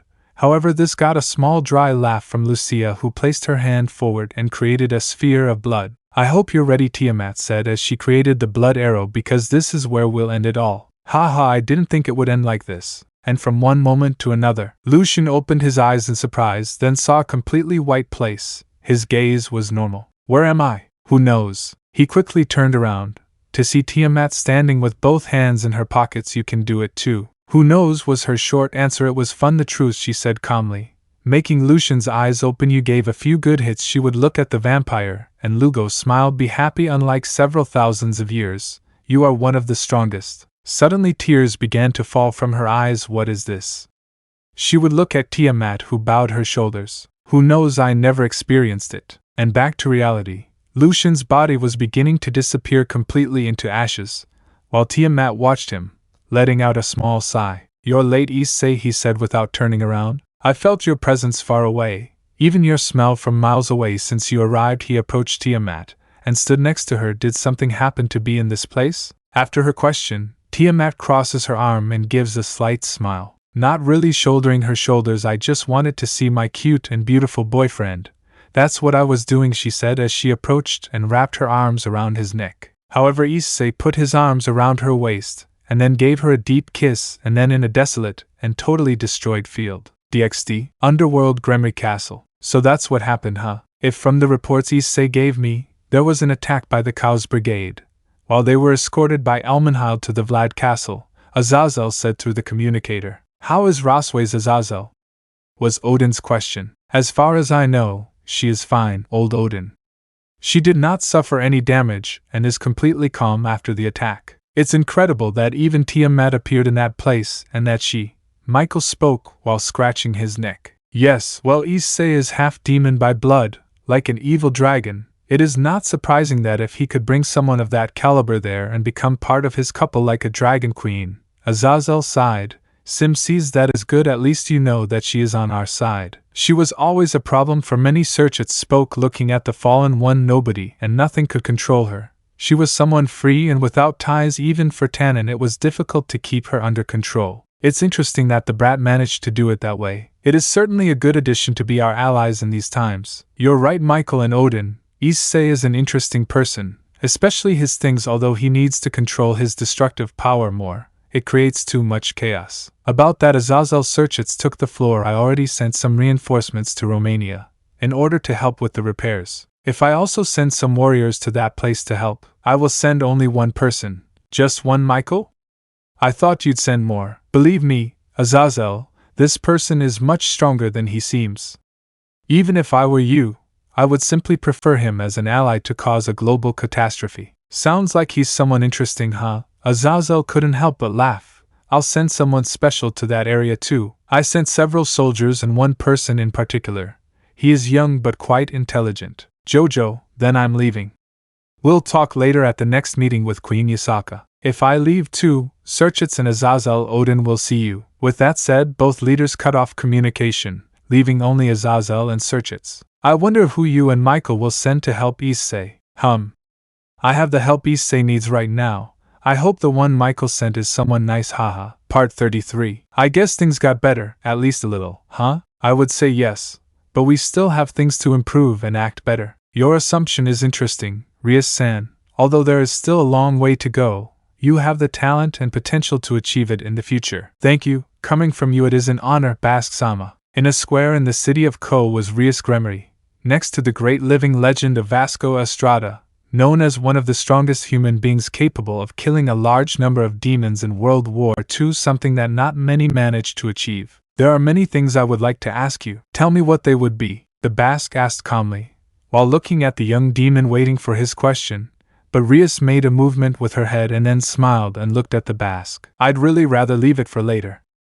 I'd like to ask you, he said calmly as he walked through the park. It's something familiar and I hope you don't get upset about it. Stay calm. It's normal. I wasn't upset. I hope that the problem you have can be solved in the future. Haha, yes, I hope so. After that, they both continued walking until they reached the great Hijo mansion. Due to the movements that the Cao's brigade was making, Izumi's parents were on a cruise trip, while she was here with Rhys and the others, not counting Vala, Lucifer's group, who were a great help in the training of the others. Kiba, Zenobia and Irina had considerably improved their sword handling thanks to Artur, who was in charge of their training. On Akino's part it was Le Fay who taught them several spells and improved their magic considerably. Just like her, and Biko and Kuroko were the training teachers of the entire group.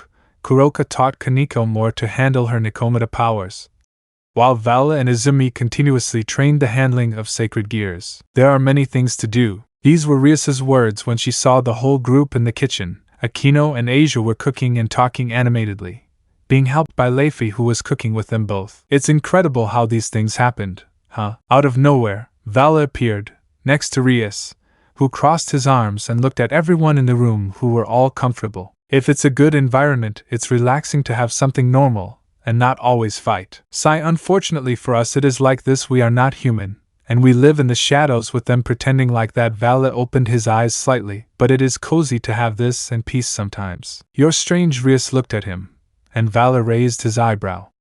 At the meeting you said something, but now you show something else. You're covert, and deep down you just want to have a quiet life. Quiet life, huh? He wondered to himself if that was possible. It would be interesting to think about it that way. But the truth is I don't know, and I don't deserve it. It would be boring, and there are still things I haven't done yet. What motivates you to fight so much? Vala looked at her for a few seconds. The truth was so simple and short, but that same question was so familiar and remembered for him. What motivates you? They were the same words as yours. Revenge. Revenge against someone who ruined my entire childhood. That's the motivation. I have to be strong. He clenched his fists, remembering his past. At this point Rhys opened her eyes slightly in surprise at his response, and maybe that's why he and Vala get along well. They both seem to have something in common from their childhood. Who would have thought that life takes these turns? Sometimes you think that destiny is very small. I guess that's why they get along, huh? Are you talking about Issei, huh? Vala looked at her. Our goals are different. We just want to do other things while we're here. Before I could answer, Akino and Asia had entered carrying a pot of food. Next to her was Le Fay. Everyone had already prepared the table and sat down to eat, while there was laughter and joy in everyone. Only two of that whole group hadn't said anything, and that was Vala and Rhys, and the night passed normally. After a few laughing hours I was talking about the dishes that everyone had eaten. I guess you have a lot of work. Vala appeared and then stood next to Rhys, who saw him surprised. Let me help you with this. There are a lot of dishes. He rolled up his sleeves and both of them started with the dishes while Rhys washed them. Vala rinsed them and put them away. Thank you. No problem. You're not very talkative, are you? I speak only what is necessary, and just he didn't seem to care much besides. We live in the same house, so it's good that I help. Yes, thanks for that. Rhys smiled, and thanks for helping everyone, and especially Izumi with her control of the sacred gears. She's my rival, and what she's shown these past few months has a lot of potential. Albion told me she can become much stronger. He sounded somewhat excited, maybe in a future where she'll have a better battle than now. Are you thinking of fighting her to the death? She looked at him for a moment. Vala simply sighed and then continued with the dishes. The truth is, yes, unfortunately we are destined to fight to the death in the future, but I don't plan on following that future either. I want to become strong. Why this dream of being strong? Just so I don't lose anyone I care about in the future. Vala sighed and then I want revenge and I want to protect my battle comrades, nothing more. There isn't much that motivates me other than that. You sound like those Sounan boys from the anime I watched. She let out a light laugh, to which Vala returned. Capes and be right, and be just a fictional character in a light novel. They both laughed at this. It was the first time that Rias could have a normal conversation with someone decent who didn't make fun of her for being an otaku. However, she couldn't stop looking at Vala, who also looked her straight in the eyes. For some reason Rias got lost in those silver eyes, and Vala did too, and for Rias's part she blushed slightly and Vala did too. Cough. I think we're done for today, aren't we? Trying to break the ice, Rias nodded, embarrassed. Yes, it would be. What the devil? And an explosion occurred in the house, causing great destruction, while several rogue demons began to enter through that hole in the roof. It seems we have visitors. Naya and I was so calm. I say the same, but a muscle stretch wouldn't be bad, eh? Damn, I didn't think this would happen in my house. Izumi, how is the rest? We're all fine. Aquino appeared with everyone. Kiba and Zenobia along with Irina had their swords ready while Asia looked everywhere. Good. I guess we'll take care of the renegades. Naya. Kuroka attacked several stray demons, killing them completely just as Artur and Biko did the same. Rias. Vala looked at her. Let's take care of the rest ourselves. With that said, the entire Gremory group went outside ready for the fight. Well, who are ready to die? Naya. With that said, several rogue demons launched themselves at the three boys, who didn't hesitate for a second to return the attack. Upon going outside, the group encountered a large number of stray demons and, it can't be, that's it. Evil dragons. How is this possible? They are all supposed to be extinct after the dragon hunt. Drake appeared from the boosted gear and spoke, surprised by this. Evil dragons. They were supposed to have been exterminated, but since I'm gone. Rias looked surprised as several of these creatures began to observe the group. However, in front of this entire group were three hooded figures. They are dangerous. Vala spoke, making Izumi stand by his side with the boosted gear ready to fight. So this was true, huh? Suddenly the place became more tense than usual, and when they looked up at the sky, they saw how something big had fallen.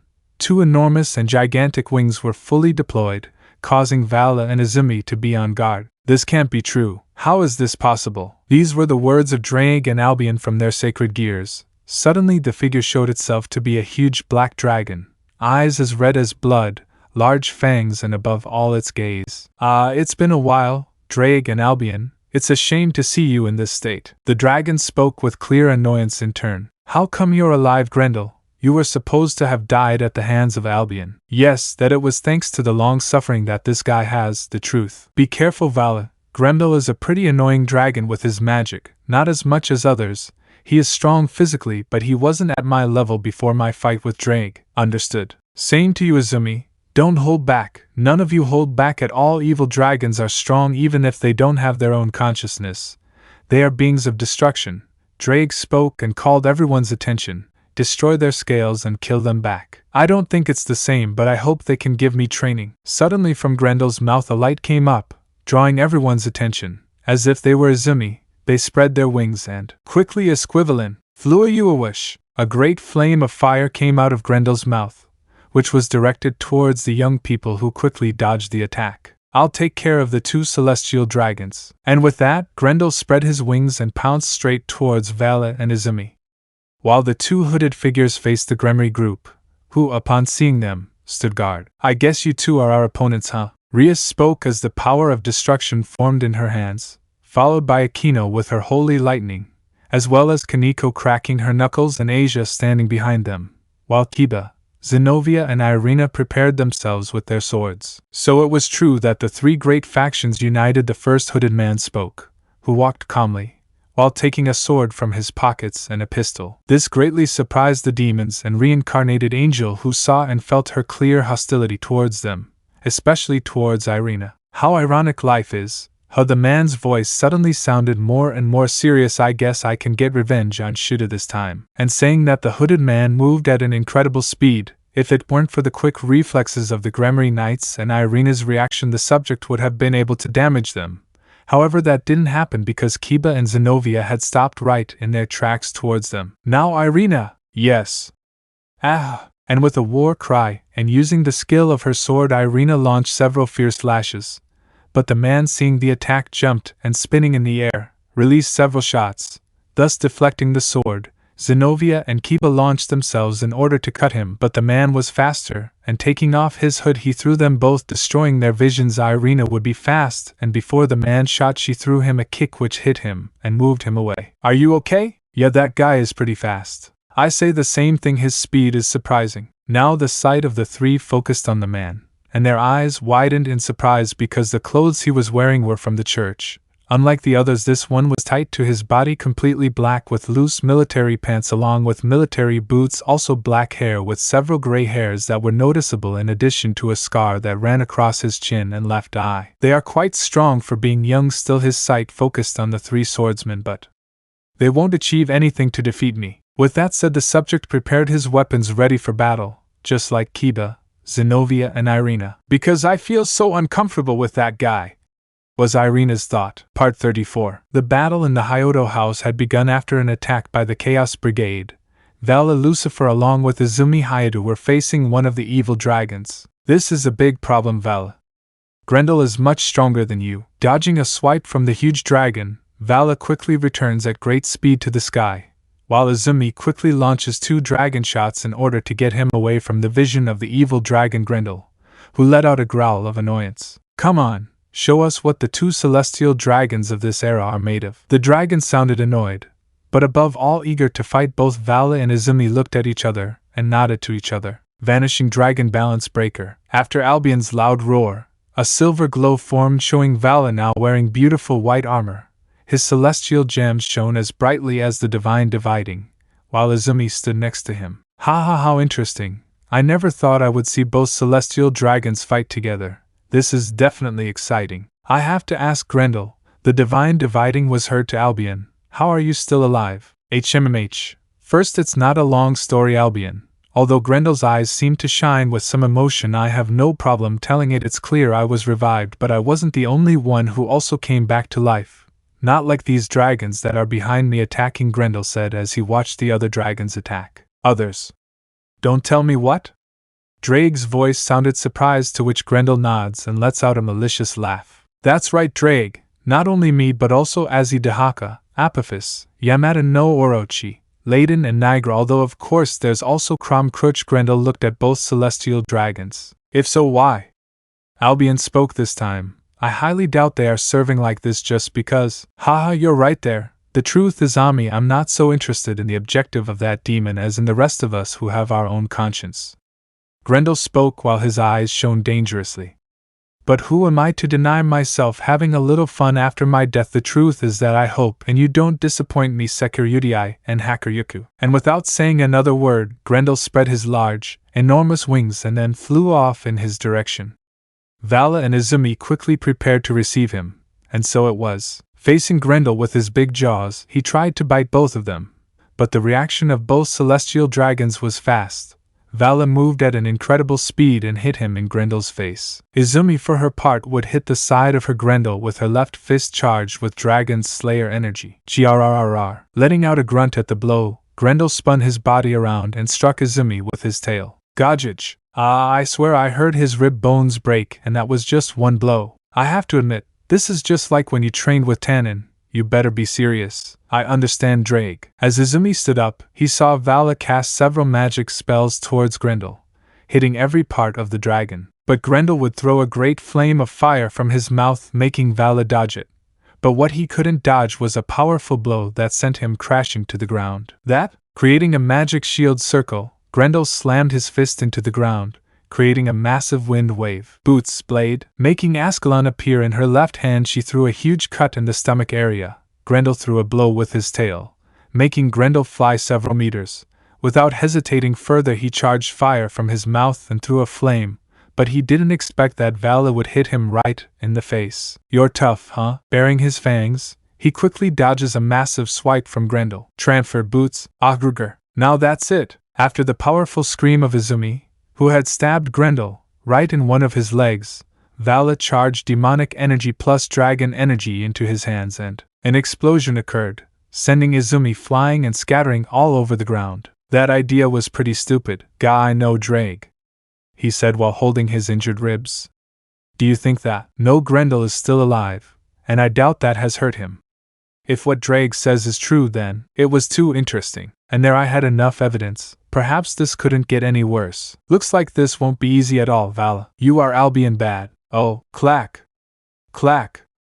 Clack. It was the clash of swords ringing. Balance breaker, sword of betrayer. Making his holy demonic sword appear in his hands, Kiba launched a slash directly towards the man's head, who stopped it with the barrel of his weapon. So this is the famous holy demonic sword.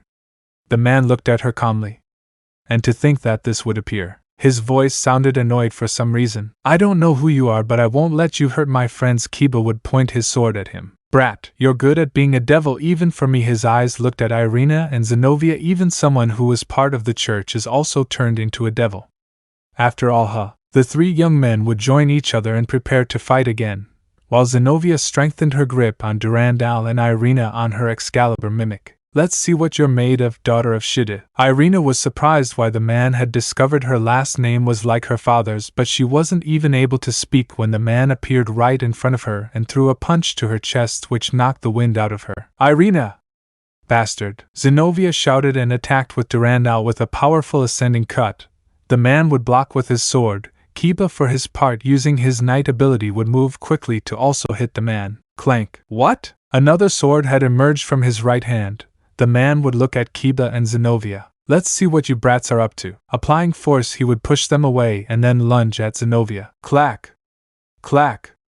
Clack! You're good, I admit it, girl, but you still need a lot of polishing. Kicking right at Zenobia's abdomen, the blue-haired girl opened her eyes in surprise to quickly use Durandal as a shield. So the kick hit the entire sword, causing Zenobia to move away several centimeters. That hit! Feeling how her hands were shaking after that kick, Zenobia looked up and saw how Kiba and Irina were trying to hit him, but their attempts were useless. The man dodging and easily evading the attacks of the teenagers.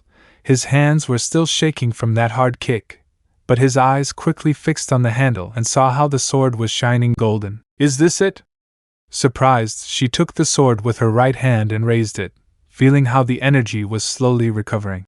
I feel much stronger. Her veins began to stand out, and she felt a great adrenaline rush through her body, and her heart pumped rapidly. She smiled happily. Good. Clack!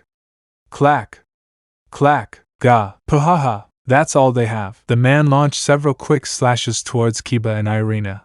Both teenagers began to quickly block the thrusts, but in the process they were receiving several cuts all over their faces. And Mikmi! Irina, turning her Excalibur into a whip, would throw a blow to the ground, creating a wave of dust, being able to get away from the man, who without a doubt would rush forward in order not to leave them alive any longer. You don't forget someone. The man's eyes widened in slight surprise after his small oversight. Turning around, he saw how Zenobia launched a large diagonal slash with Durandal, which forced him to put both his swords as a shield to receive the full direct impact which… What? He couldn't understand at what point his muscles and hands had gone numb with that blow that only took physical force, which took him quite far away. Zenobia would pin Durandal to the ground while trying to breathe some air. Zenobia, are you okay? Her friend's scream made Zenobia nod slightly. It seems that this guy won't be easy at all. Hush, showing a smile on his face, his gaze was still fixed on the man. He's much stronger than the three of us together. I'd even say his ability to wield two holy swords is surprising. Kiba looked the man from head to toe. I say the same. His speed is incredible. His skill as an exorcist is better than any other I've seen. The three teenagers prepared to attack the man again, who smiled and quickly positioned himself with both swords pointed at the young men. While on the other side, both Rias Gremory and Akino Himejima were attacking with all their magical powers the woman, who blocked their magical attempts. It's incredible that you are Lucifer's sister. Your power is weak. The woman smiled amusedly, causing Rias to frown at being compared back to her older brother. She clenched her fist slightly, and then a vague memory momentarily entered her mind, and then she fixed her gaze on the sky. Akino, her friend, would look at her. I want you to be ready. I will give you a signal and kill most of the evil dragons with your best attack. But Rias, she looked totally surprised by that request. But seeing her mistress's look, I understand. Leave it to me, Ami. Akino would begin to fly towards the sky. Do you think you can sell me just your little girl?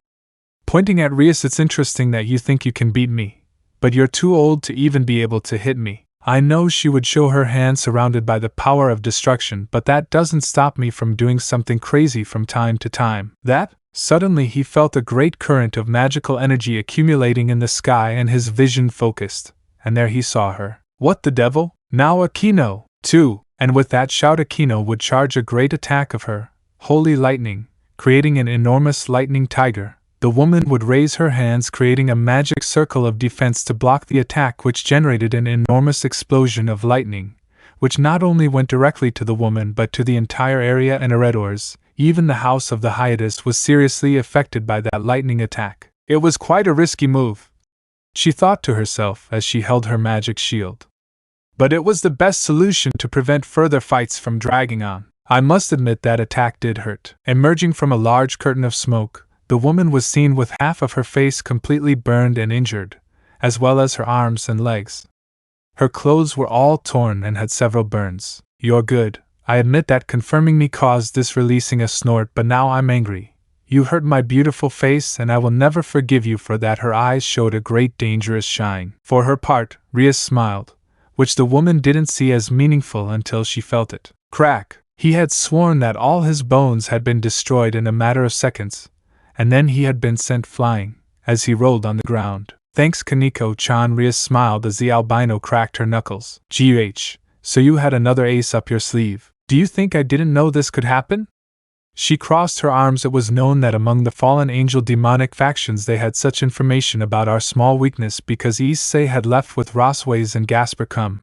Not only that, just one night they attacked Romania, the Carmela territory, and not only that, she would show her hand with the power of destruction. We have been waiting for them, to be able to recover information about possible enemies to face. So you guys? She saw her surprised, then her plans went down the drain. Seeing what she said was true, not only were there the two celestial dragons who were the strongest opponent according to the information, until she saw well how the appearance of Kuroka and the rest of Vala's team began to eliminate the rest of the remaining evil dragons. In addition to that, she saw the entrance of Vasco Estrada, and then, your biggest mistake was underestimating us. Did you think we wouldn't take as many measures as possible after your attack on the underworld? Her eyes shone with the power of destruction. But that mistake, plus this attack, finally made us understand. She would start walking up to the woman who just looked up, and saw him right there. It's our turn to counterattack. Volume 2, Part 1. Now it's our turn to counterattack. These were the words of Issei Gremory, who had the power of destruction in her hands. While her aura surrounded her, the battle was at a critical point, while both celestial dragons faced Grendel the evil dragon. Rias and Aquino against the mysterious woman, while Kiba Zenobia and Irina against the mysterious priest. Fufushi smiled as her gaze focused on Rias.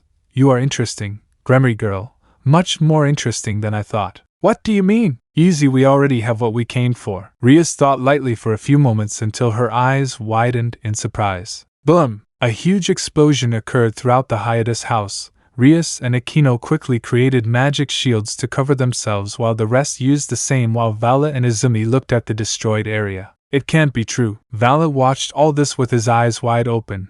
His team and friends clenched their fists, and their gaze focused on Grendel. Val, ignoring Albion, his aura began to increase incredibly as he watched the evil dragon smile at the great killing intent released by Vala. Haha, that's it.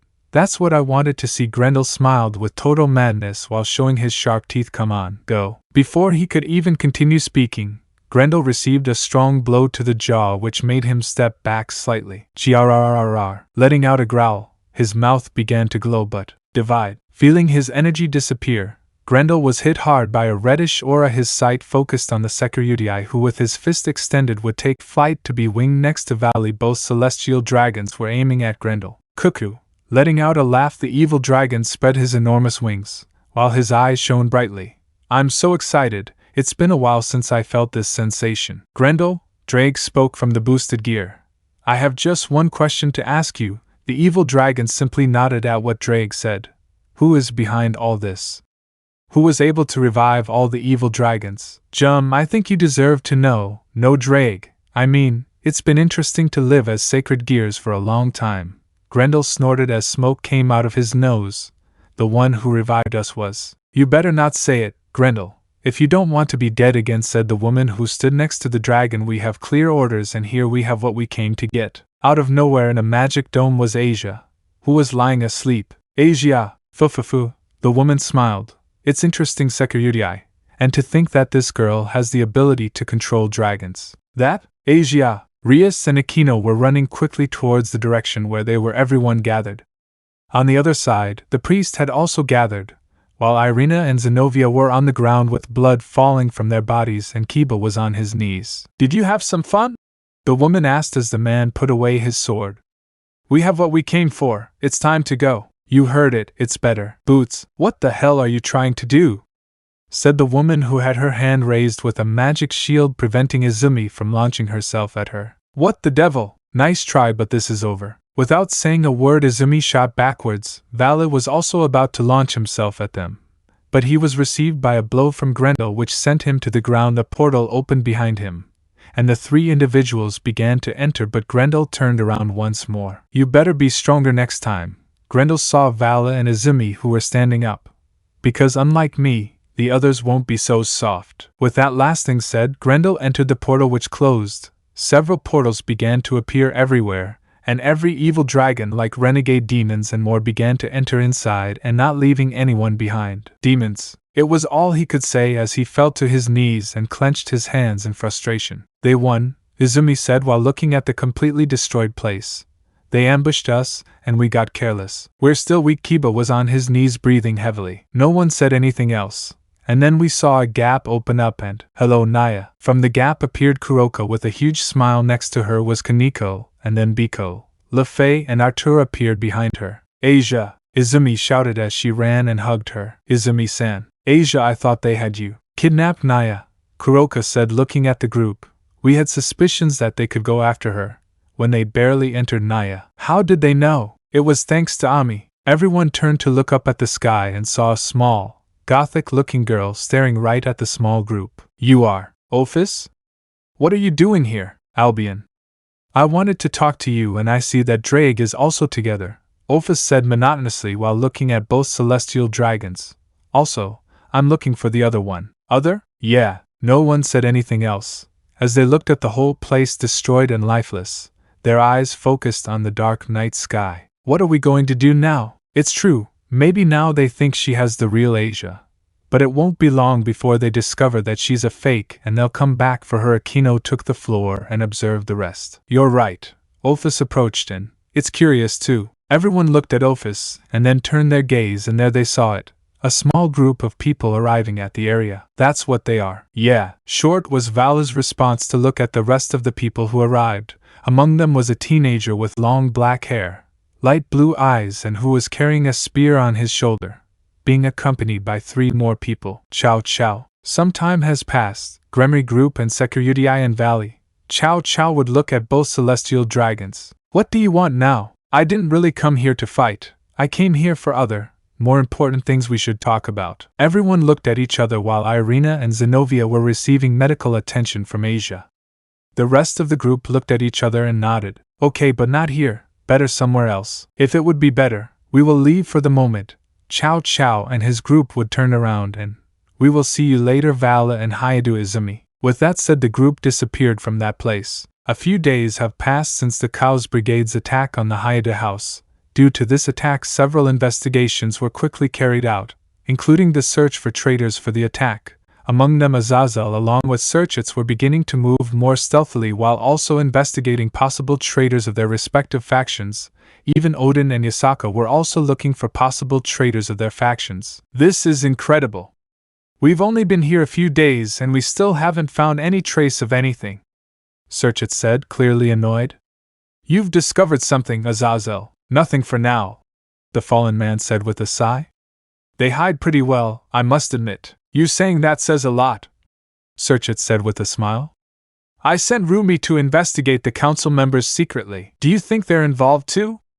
Zazel asked with a raised eyebrow. Yes, I still have to be careful. Recently I've been seeing how several soldiers and other noble houses are acting kind of strange. Sirzechs crossed his arms. Apparently there's something else going on under the table that I don't know about. Zazel nodded at Sirzechs' words, then let out another heavy sigh and, do you know anything about Issei? The fallen one raised an eyebrow at the mention of the albino, then nodded. So far things are calm in Romania. They are managing to resist quite a bit with the reinforcements sent by the angels and the rest of the factions. It may be that finally after so much the vampire factions and ours can unite, Zazel said with a slight smile. This time is interesting. After all, several things are happening that I thought were impossible. The two celestial dragons are a rare case in history and are different from each other. The dragon of domination does not seek dominance and seeks peace, remembering Izumi. And the dragon of supremacy does not seek supremacy, it seeks entertainment from its boredom for being strong, Sirzechs said. Don't forget the strange creation of the evil half-dragon. Zazel said it is an era that will make a big difference in time and the future. You're right, I hope to see him improve more. A peace treaty had been formed about 7 months ago in 3 large factions and then the union of other mythological factions. And to think that this would not be possible because of the Security who became a symbol of hope plus a hero of the alliance. And to think that in the past everyone hated each other, but now, little by little there is progress. What shall we do now? The fallen man placed his hand on his chin and thought. For the moment, it would be to continue waiting until the Dog team managed to gather more concrete information. Zazel sighed heavily and then, I'll keep an eye on the brat in the meantime. With that, Zazel would create a teleportation magic circle and then disappear from that place. Meanwhile, Sirzechs sighed as he turned around. Rumi, when did you arrive? A few moments ago. Mouse Sala. Mentioning her, she would bow to the Crimson Demon. I was here until you finished your talk with Zazel-sama. Sirzechs had to admit that Rumi's spying skills had improved considerably more than normal. More so due to the training she had from Grayfia and Yasaka Asher, a half-yokai. Her skills improved considerably more. What do you know so far, Rumi? There is little information that is being given in the other mythologies, Sirzechs-sama. The young demon would look directly into the eyes of the Demon King. So there are strange movements in the Greek underworld. The demon would raise an eyebrow at this in agreement, as Rumi continued with his explanation. The fates of Lord Hades are moving from one side to another. They are even being quite stealthy, and not only that, other deities are also acting strange. Sirzechs thought this and then let out a sigh of annoyance. He knew that this could happen at any moment. There were reasons that even there were deities who still did not agree with this, and of the alliance the vast majority still felt hatred and resentment for the great loss of followers they had a long time ago, due to the new faction that would be the Christian one. He did not doubt that Hades could be moving among the shadows of all beings. He was the one who hated the other supernatural beings the most. Even the other gods may be the same. This complicates things a lot. He spoke to himself and then, good work, Rumi. I want you to continue watching me as much as possible and be attentive. Very well, Sirzechs-sama. Nodding, he stood up and, I'll take my leave then. With that last word, the young demon Yukai said goodbye and disappeared while the Crimson Mao looked at the whole place and then let out a slight sigh. Things are getting complicated. This is something interesting to know, that a human was able to quietly enter my demons without being detected by my fates. I admit you impress me. Sitting on a huge throne and with his fist placed on his cheek, Hades, the god of death, looked at the intruder who was lying on his knees while he had his spear on the ground. Despite noticing no skin on his face, his eyes were shining, clearly showing his anger. What do you want, human? After what the god said, the man would raise his head to look at the deity, and Lugo only sketched a small smile. Volume 2 Part 2. I definitely think I missed out on some interesting things while I was away from Kuoh. Of course, although I admit it was a surprise attack. But thanks to the help of Vala and his team, Rias and his entire entourage with Izumi managed to stop the terrorists. Sitting on a rock, Issei Gremory Lucifer was talking with Zazel after the attack of the Cao's brigade in Kuoh. Due to these events he is undoubtedly surprised, but he was also satisfied by what the others did in order to stop the enemies. In addition, of course, also finding out about the return of several strong evil dragons, also informed because they attacked ahead of time. And it was due to Asia Argento's great and strange ability, which seemed like she could master dragons. She didn't understand at all how it could be possible, but she didn't care much if she could master a dragon or not. Why now? I asked doubtfully. I have no idea, Zazel replied, unless they are creating a weapon to control dragons. You may be, but that is a natural ability that Asia has. Issei looked at the hologram of Zazel. His attack may be for something more than just capturing Asia. You're right.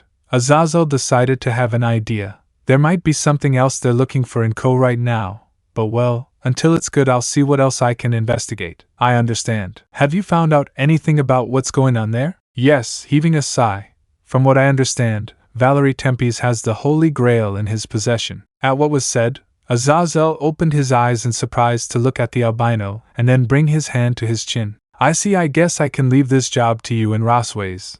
At what Zazel said, Issei nodded and then, well, I think that would be all. What will happen after I take care of Valery? Find out everything you can. I'll do some things myself now. With that last word, the fallen man cut off communication with the albino, who sighed and then turned around and started walking towards the castle. I guess there isn't much to do now, he said to himself, still looking at his dragonic arm. What fate would await him? DXD. While in his office, Zazel sat at his desk, thinking about what Issei had told him.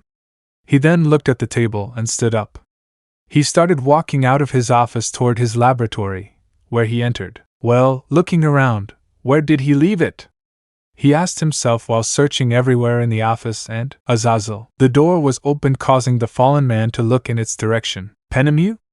He said doubtfully, what's going on? The fall looked at its leader strangely, and then let out a heavy sigh. Zazel, I have to give you this report. The fallen man looked at the folder that Penemu had in his hands and took it, and Lugo opened it. Wow, this is something interesting, said the fallen man with a slight smile. Tibio and his team did a good job. Is that something good?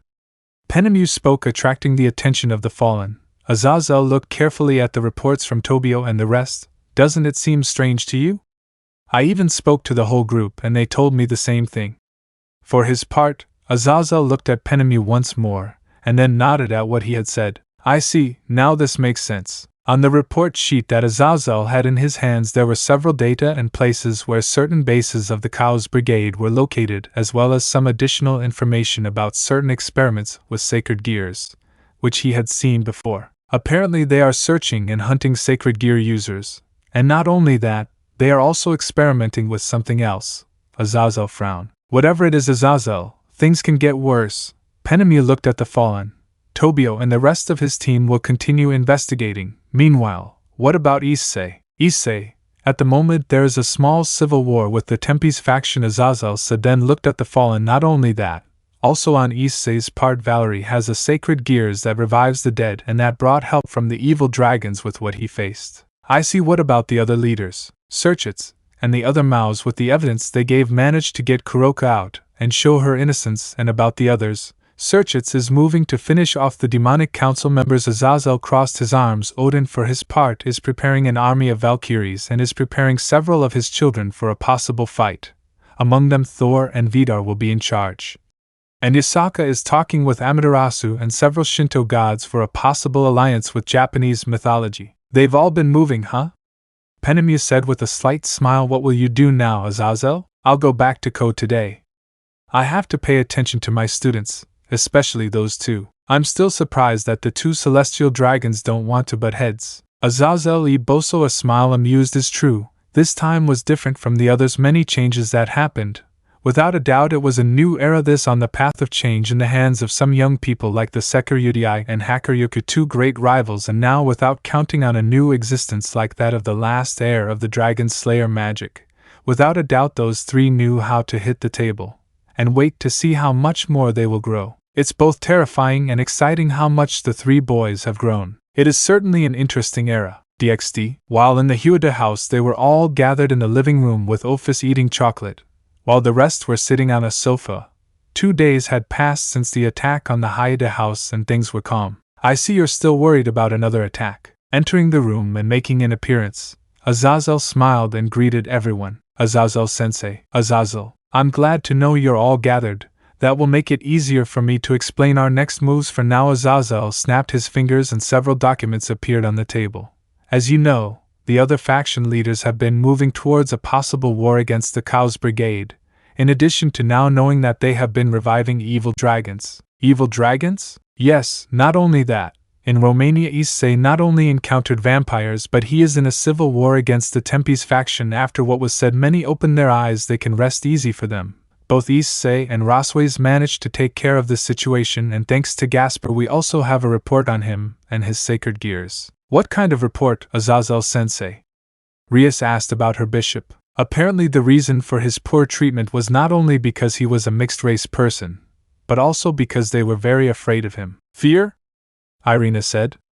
But of what? According to what Issei told me, the vampires felt a great evil energy in Gasper that had them scared, and it was the reason why he was kicked out of his clan, and also Azazel's side. Apparently the cause of all this chaos there in the Carmela faction with Tempes is due to the fact that Gasper's friend is the one who possesses the sacred gears that they are using to revive the dead as well as the evil dragons. Everyone's eyes widened. If so, before you make a hasty decision and let me finish speaking, Azazel continued speaking to him, attracting his attention.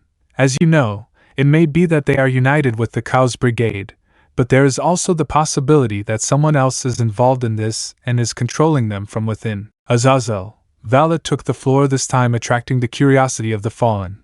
What sacred gears are we talking about? The only sacred gear on the list that I once saw that can talk to the souls of the dead and create new bodies for them is the Sephiroth Graal, the chalice that God used in the last Senna. Everyone opened their eyes in surprise. The Holy Grail, if it was like Azazel said, this would not only cause a big problem, but they would also have to fight against who knows what. If right now they were reviving evil dragons, that means that also, without a doubt, this. Zenobia didn't know what to say, and the rest of the group was the same. Issei and Rasue-sensei, I think you can have them. Azazel-sense? Asia spoke, looking at the fallen, who smiled slightly. Of course I trust Issei as well as Rasue and Gasper. I know that those three can do it. Besides, Issei is the powerful of the three. Azazel is right, Vala spoke, attracting everyone's attention. Issei is the most layered. Plus his dragon slayer magic, he would be the one. More layers to kill evil dragons on a large scale. Let's let them take care of this. While everyone felt the security in Vala's words, Hijo and Kuroka felt a small chill on their backs and, hey guys, I think we have visitors. Naya. At Kuroka and Hijo's words, the entire Gremory group along with Vala's group turned their gaze towards the window, to see a large purple fog surrounding the entire city of Kuoh. Lost dimension. Xiao and his group seemed to have moved sooner than we thought. What Arthur said. Everyone began to prepare while Izumi summoned her boosted gears and the rest of the group went outside to then see a young teenager with black hair and a small group behind him. Hello Sekurudai and Hakuryuku. Young man smiled, pleased, looking then at the rest. It's been a while. Gremory group and leader of the fallen. Cao Cao. Hayadu Izumi. I'm glad to see you this time. I'm coming for my little revenge for having my eye taken out while he was taking the bangs out of his right eye. It showed his eye that shone with an intense color. Is that eye? A Gorgon's eye. Exactly. Cao Cao pointed his spear at the rest of the group. Now that I'm back, I want you to hand me over to Ophis. After his declaration, everyone stood on guard, ready to fight while Vala and Izumi summoned their armor. Cao just smiled while his spear shone golden. Plaff, plaff. Applause rang out, while an almost elderly man looked pleased at the spectacle before his eyes. The more he applauded, the closer he got until he was about 5 meters away from a white-haired teenager. That was amazing, boy. You really surprised me quite a bit, huh? His voice sounded totally mocking and funny at the same time while he didn't lose his smile. His long white hair, his white beard, as well as the clothes he was wearing, he was a nobleman too. But above all, something that was catheterizing him more was his golden eyes. I guess this is the first time we've seen each other like this, so I haven't formally introduced myself to you. He spoke with such confidence, and his smile never faded. Grr. Calm down, animal. Dogs don't have to bite people, said the man. I suppose you know me. I am Reincarnation Levon Lucifer, and I am the son of the demon king Lucifer. The man introduced himself while looking at the teenager. Nice to meet you too. Issei Gremory Lucifuge, first son of the great crimson demon. That cheeky grin caused the teenager to cover his body with scales, while his teeth sharpened and his arms shone so intensely blue. His eyes shone blue dangerously while steam came out of his mouth. I hope we have a good conversation, rabid dog. Vol 2 Part 3. Come now, you rabid dog. These were the words spoken by Reincarnation Levon, Lucifer, son of the great fallen angel Lucifer, that first angel who rebelled against God himself, his son, that original heir. Issei was currently in front of him. His scales were completely covering their bodies while steam came out of his mouth.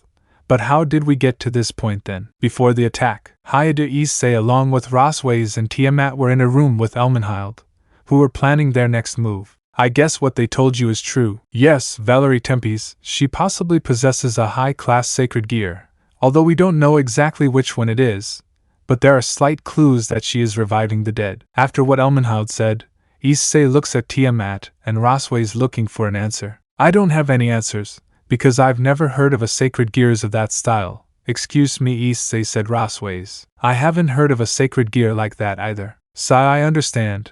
I'm also slightly confused and I can't tell you either, scratches his neck, but as far as I understand from what Zazel said, lately several sacred gears have been appearing as well as several more that are evolving. Are you trying to say that we are facing? Elmenhild said, clearly surprised, receiving a nod from Issei. It's a possibility.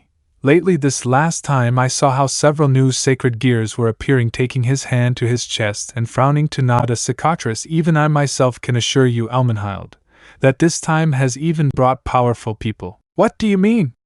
She asked, confused. That even and it is not all hairy that Alan was born users with 2 sacred gears. After what was said, Elmenhild and Rosways opened their eyes in surprise. It can't be possible.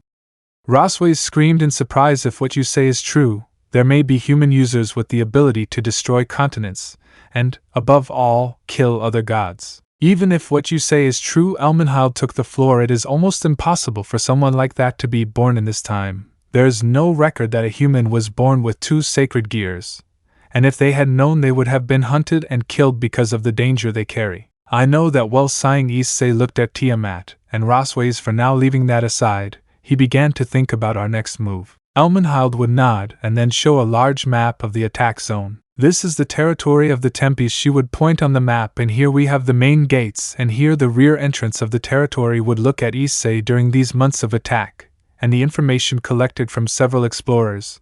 The place is completely guarded and with a lot of security. Both demons and vampires and evil dragons are there. No matter where we try to enter, the place is an impenetrable fortress for anyone. Issei would look at the map and then see Tiamat and Rosways, who also saw the map. Interesting, the place is so completely secured to prevent attacks. Issei frowned. There isn't much to think about right now. We won't have to deal with Tiamat and Rosways and the vampires that are here for the moment. I have a slight idea getting the attention of everyone in the room, no matter how we look at it. If Elmenhild is right, it will be much more difficult for us to enter the place stealthily. What do you propose? Tiamat asked with her arms crossed. Let your Tiamat take charge of the attack on the front with Rosways. Wait. What? Rosways said, surprised by Issei's idea. I like the idea. Before someone else says anything, Tiamat spoke. I understand the point of this idea. You want us to be the fat while you infiltrate and look for the vampire, right? She said and asked, looking at the albino. Yes, he answered, looking at Rosways. I know you probably have your complaints, Rosways, but this way is the best.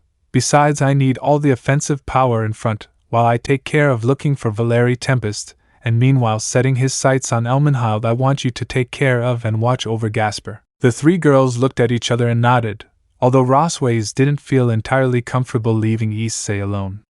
For his part, Issei sighed and then fixed his gaze on the map. With that said, we will attack for a few days. And finally, with that last thing said, the girls began to prepare for the attack they would give. While in the great castle of the Tempest, several vampires and evil dragons were seen patrolling everywhere, and several meters from the Tempest castle were Issei, Tiamat, and Rosways. Well, there are much more than I imagined, said Tiamat, looking at the area. They do not exceed the number by much. After what the Valkyrie said, Issei and Tiamat looked at each other once and nodded to each other. I left the rest of the girls. With that last word, the albino started running in the opposite direction, while both women looked at each other. Okay, Tiamat said, looking at the Valkyrie and showing her fangs ready, and the only thing she received was a nod from Rosways. And then Tiamat looked at that place, and spread her dragon wings and flew to the castle. For her part, Rosways turned her head once more in the direction where Issei went, and then let out a sigh. I don't feel like it's a good idea. With that said, she started running to the castle, following Tiamat. While in the castle, several vampires and dragons were watching and walking around everywhere. But him, gaffag. Hearing a loud explosion plus the screams of several soldiers, everyone looked at that place, to then notice that within the dust a female figure was coming out of the smoke. Tiamat was seen looking at several soldiers. Well, showing his smile, who's next? They all looked at each other, and then let out a war cry and lunged at Tiamat. The Dragon Queen saw this, cracking her knuckles. Good, that's how I like it. Come everyone! And with that scream, Tiamat quickly lunged at the large group, creating several ice spikes that impaled several vampires. Colliding with one of the evil dragons, Tiamat grabbed it by its tail and quickly lifted it up, then threw it to the ground, crushing several soldiers. Groaham! And letting out a mighty roar, Tiamat would begin her avalanche. She would quickly throw fire from her mouth, burning several soldiers. And jumping quickly, she would climb on top of a dragon, and without any mercy she would tear out one of its wings, splashing great candidas of blood in the place. Gaha! The dragon let out a great roar of pain, and falling to the ground due to not having its wings, Tiamat would create a huge spear from her hand which she would pierce its head. Blood would splash her face, and her eyes shone before the full moon. Several vampires saw Tiamat's eyes and instinctively began to move away. And where are they going? Realizing what they wanted to do, several evil dragons attacked Tiamat with their fire. Boom! Another loud explosion was heard on the spot, but while everyone was on guard preparing that demon, and before the vampire could say anything else, several magic circles formed in the skies, causing more than one to be scared. Boom! Bomb! Ag! Slash Gamg! Several screams from several vampires and dragons were heard. Meanwhile, Rosways hovered in the sky, looking down at the battlefield. While Tiamat looked up at the sky, she's strong, I have no doubt about that. Doing that large amount of spells just like that without suffering so much magical wear makes her terrifying, Tiamat thought as she refocused her sight on the entire army approaching her. HHMMH? Raising her eyebrows, she saw how several corpses began to move as well as several dragons. TSK, you better hurry, Issei. And with that said, Tiamat rushed back into the fight, but this time accompanied by Rosways. Inside the great castle of Tempes, Issei was running through the corridors. Hiken! Gah! Slash ah! Several soldiers shouted as the albino ran past, leaving the bodies all lying around. Suddenly he felt several tremors which made him look at the place. It seems my assumption was correct, he thought as he continued on his way. Tiamat and Rosways are already dealing with everyone outside, even several guards are leaving, he thought as he hid behind a pillar while several soldiers ran by.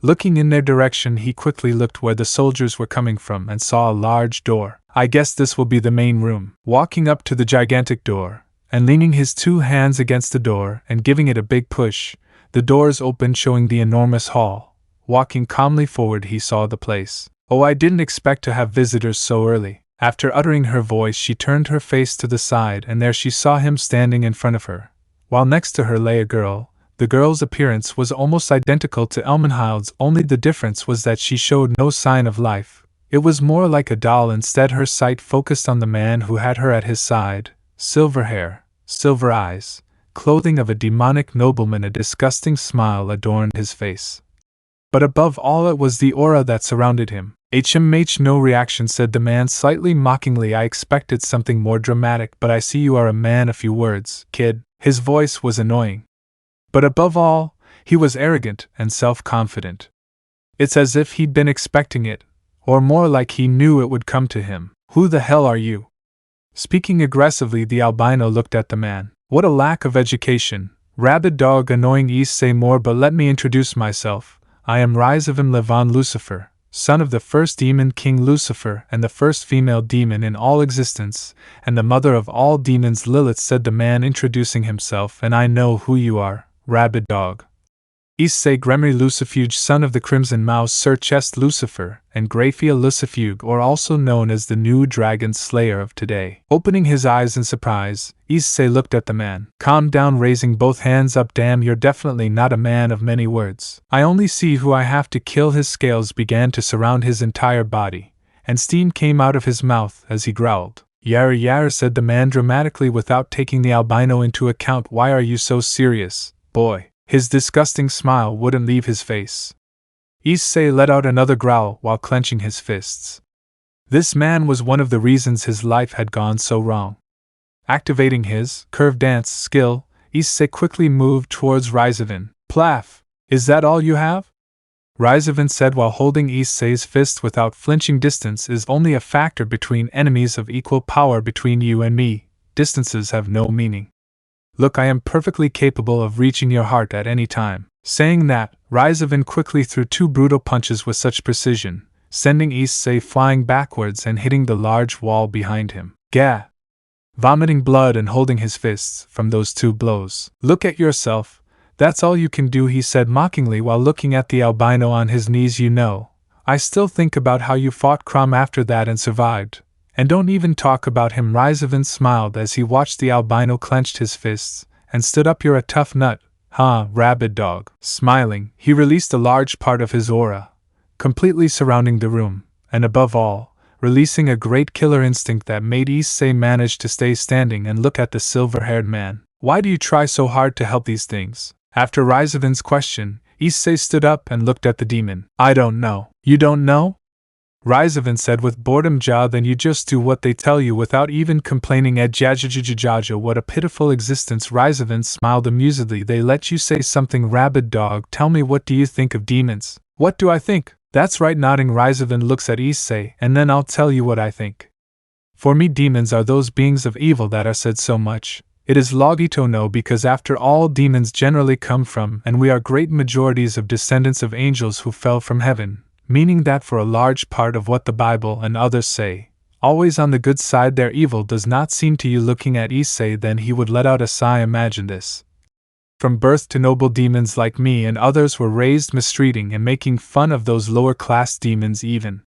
During wars later on, we demons are beings of pure evil. Although today several things change, the truth is that we cannot avoid our selfish nature and pride over the weakest.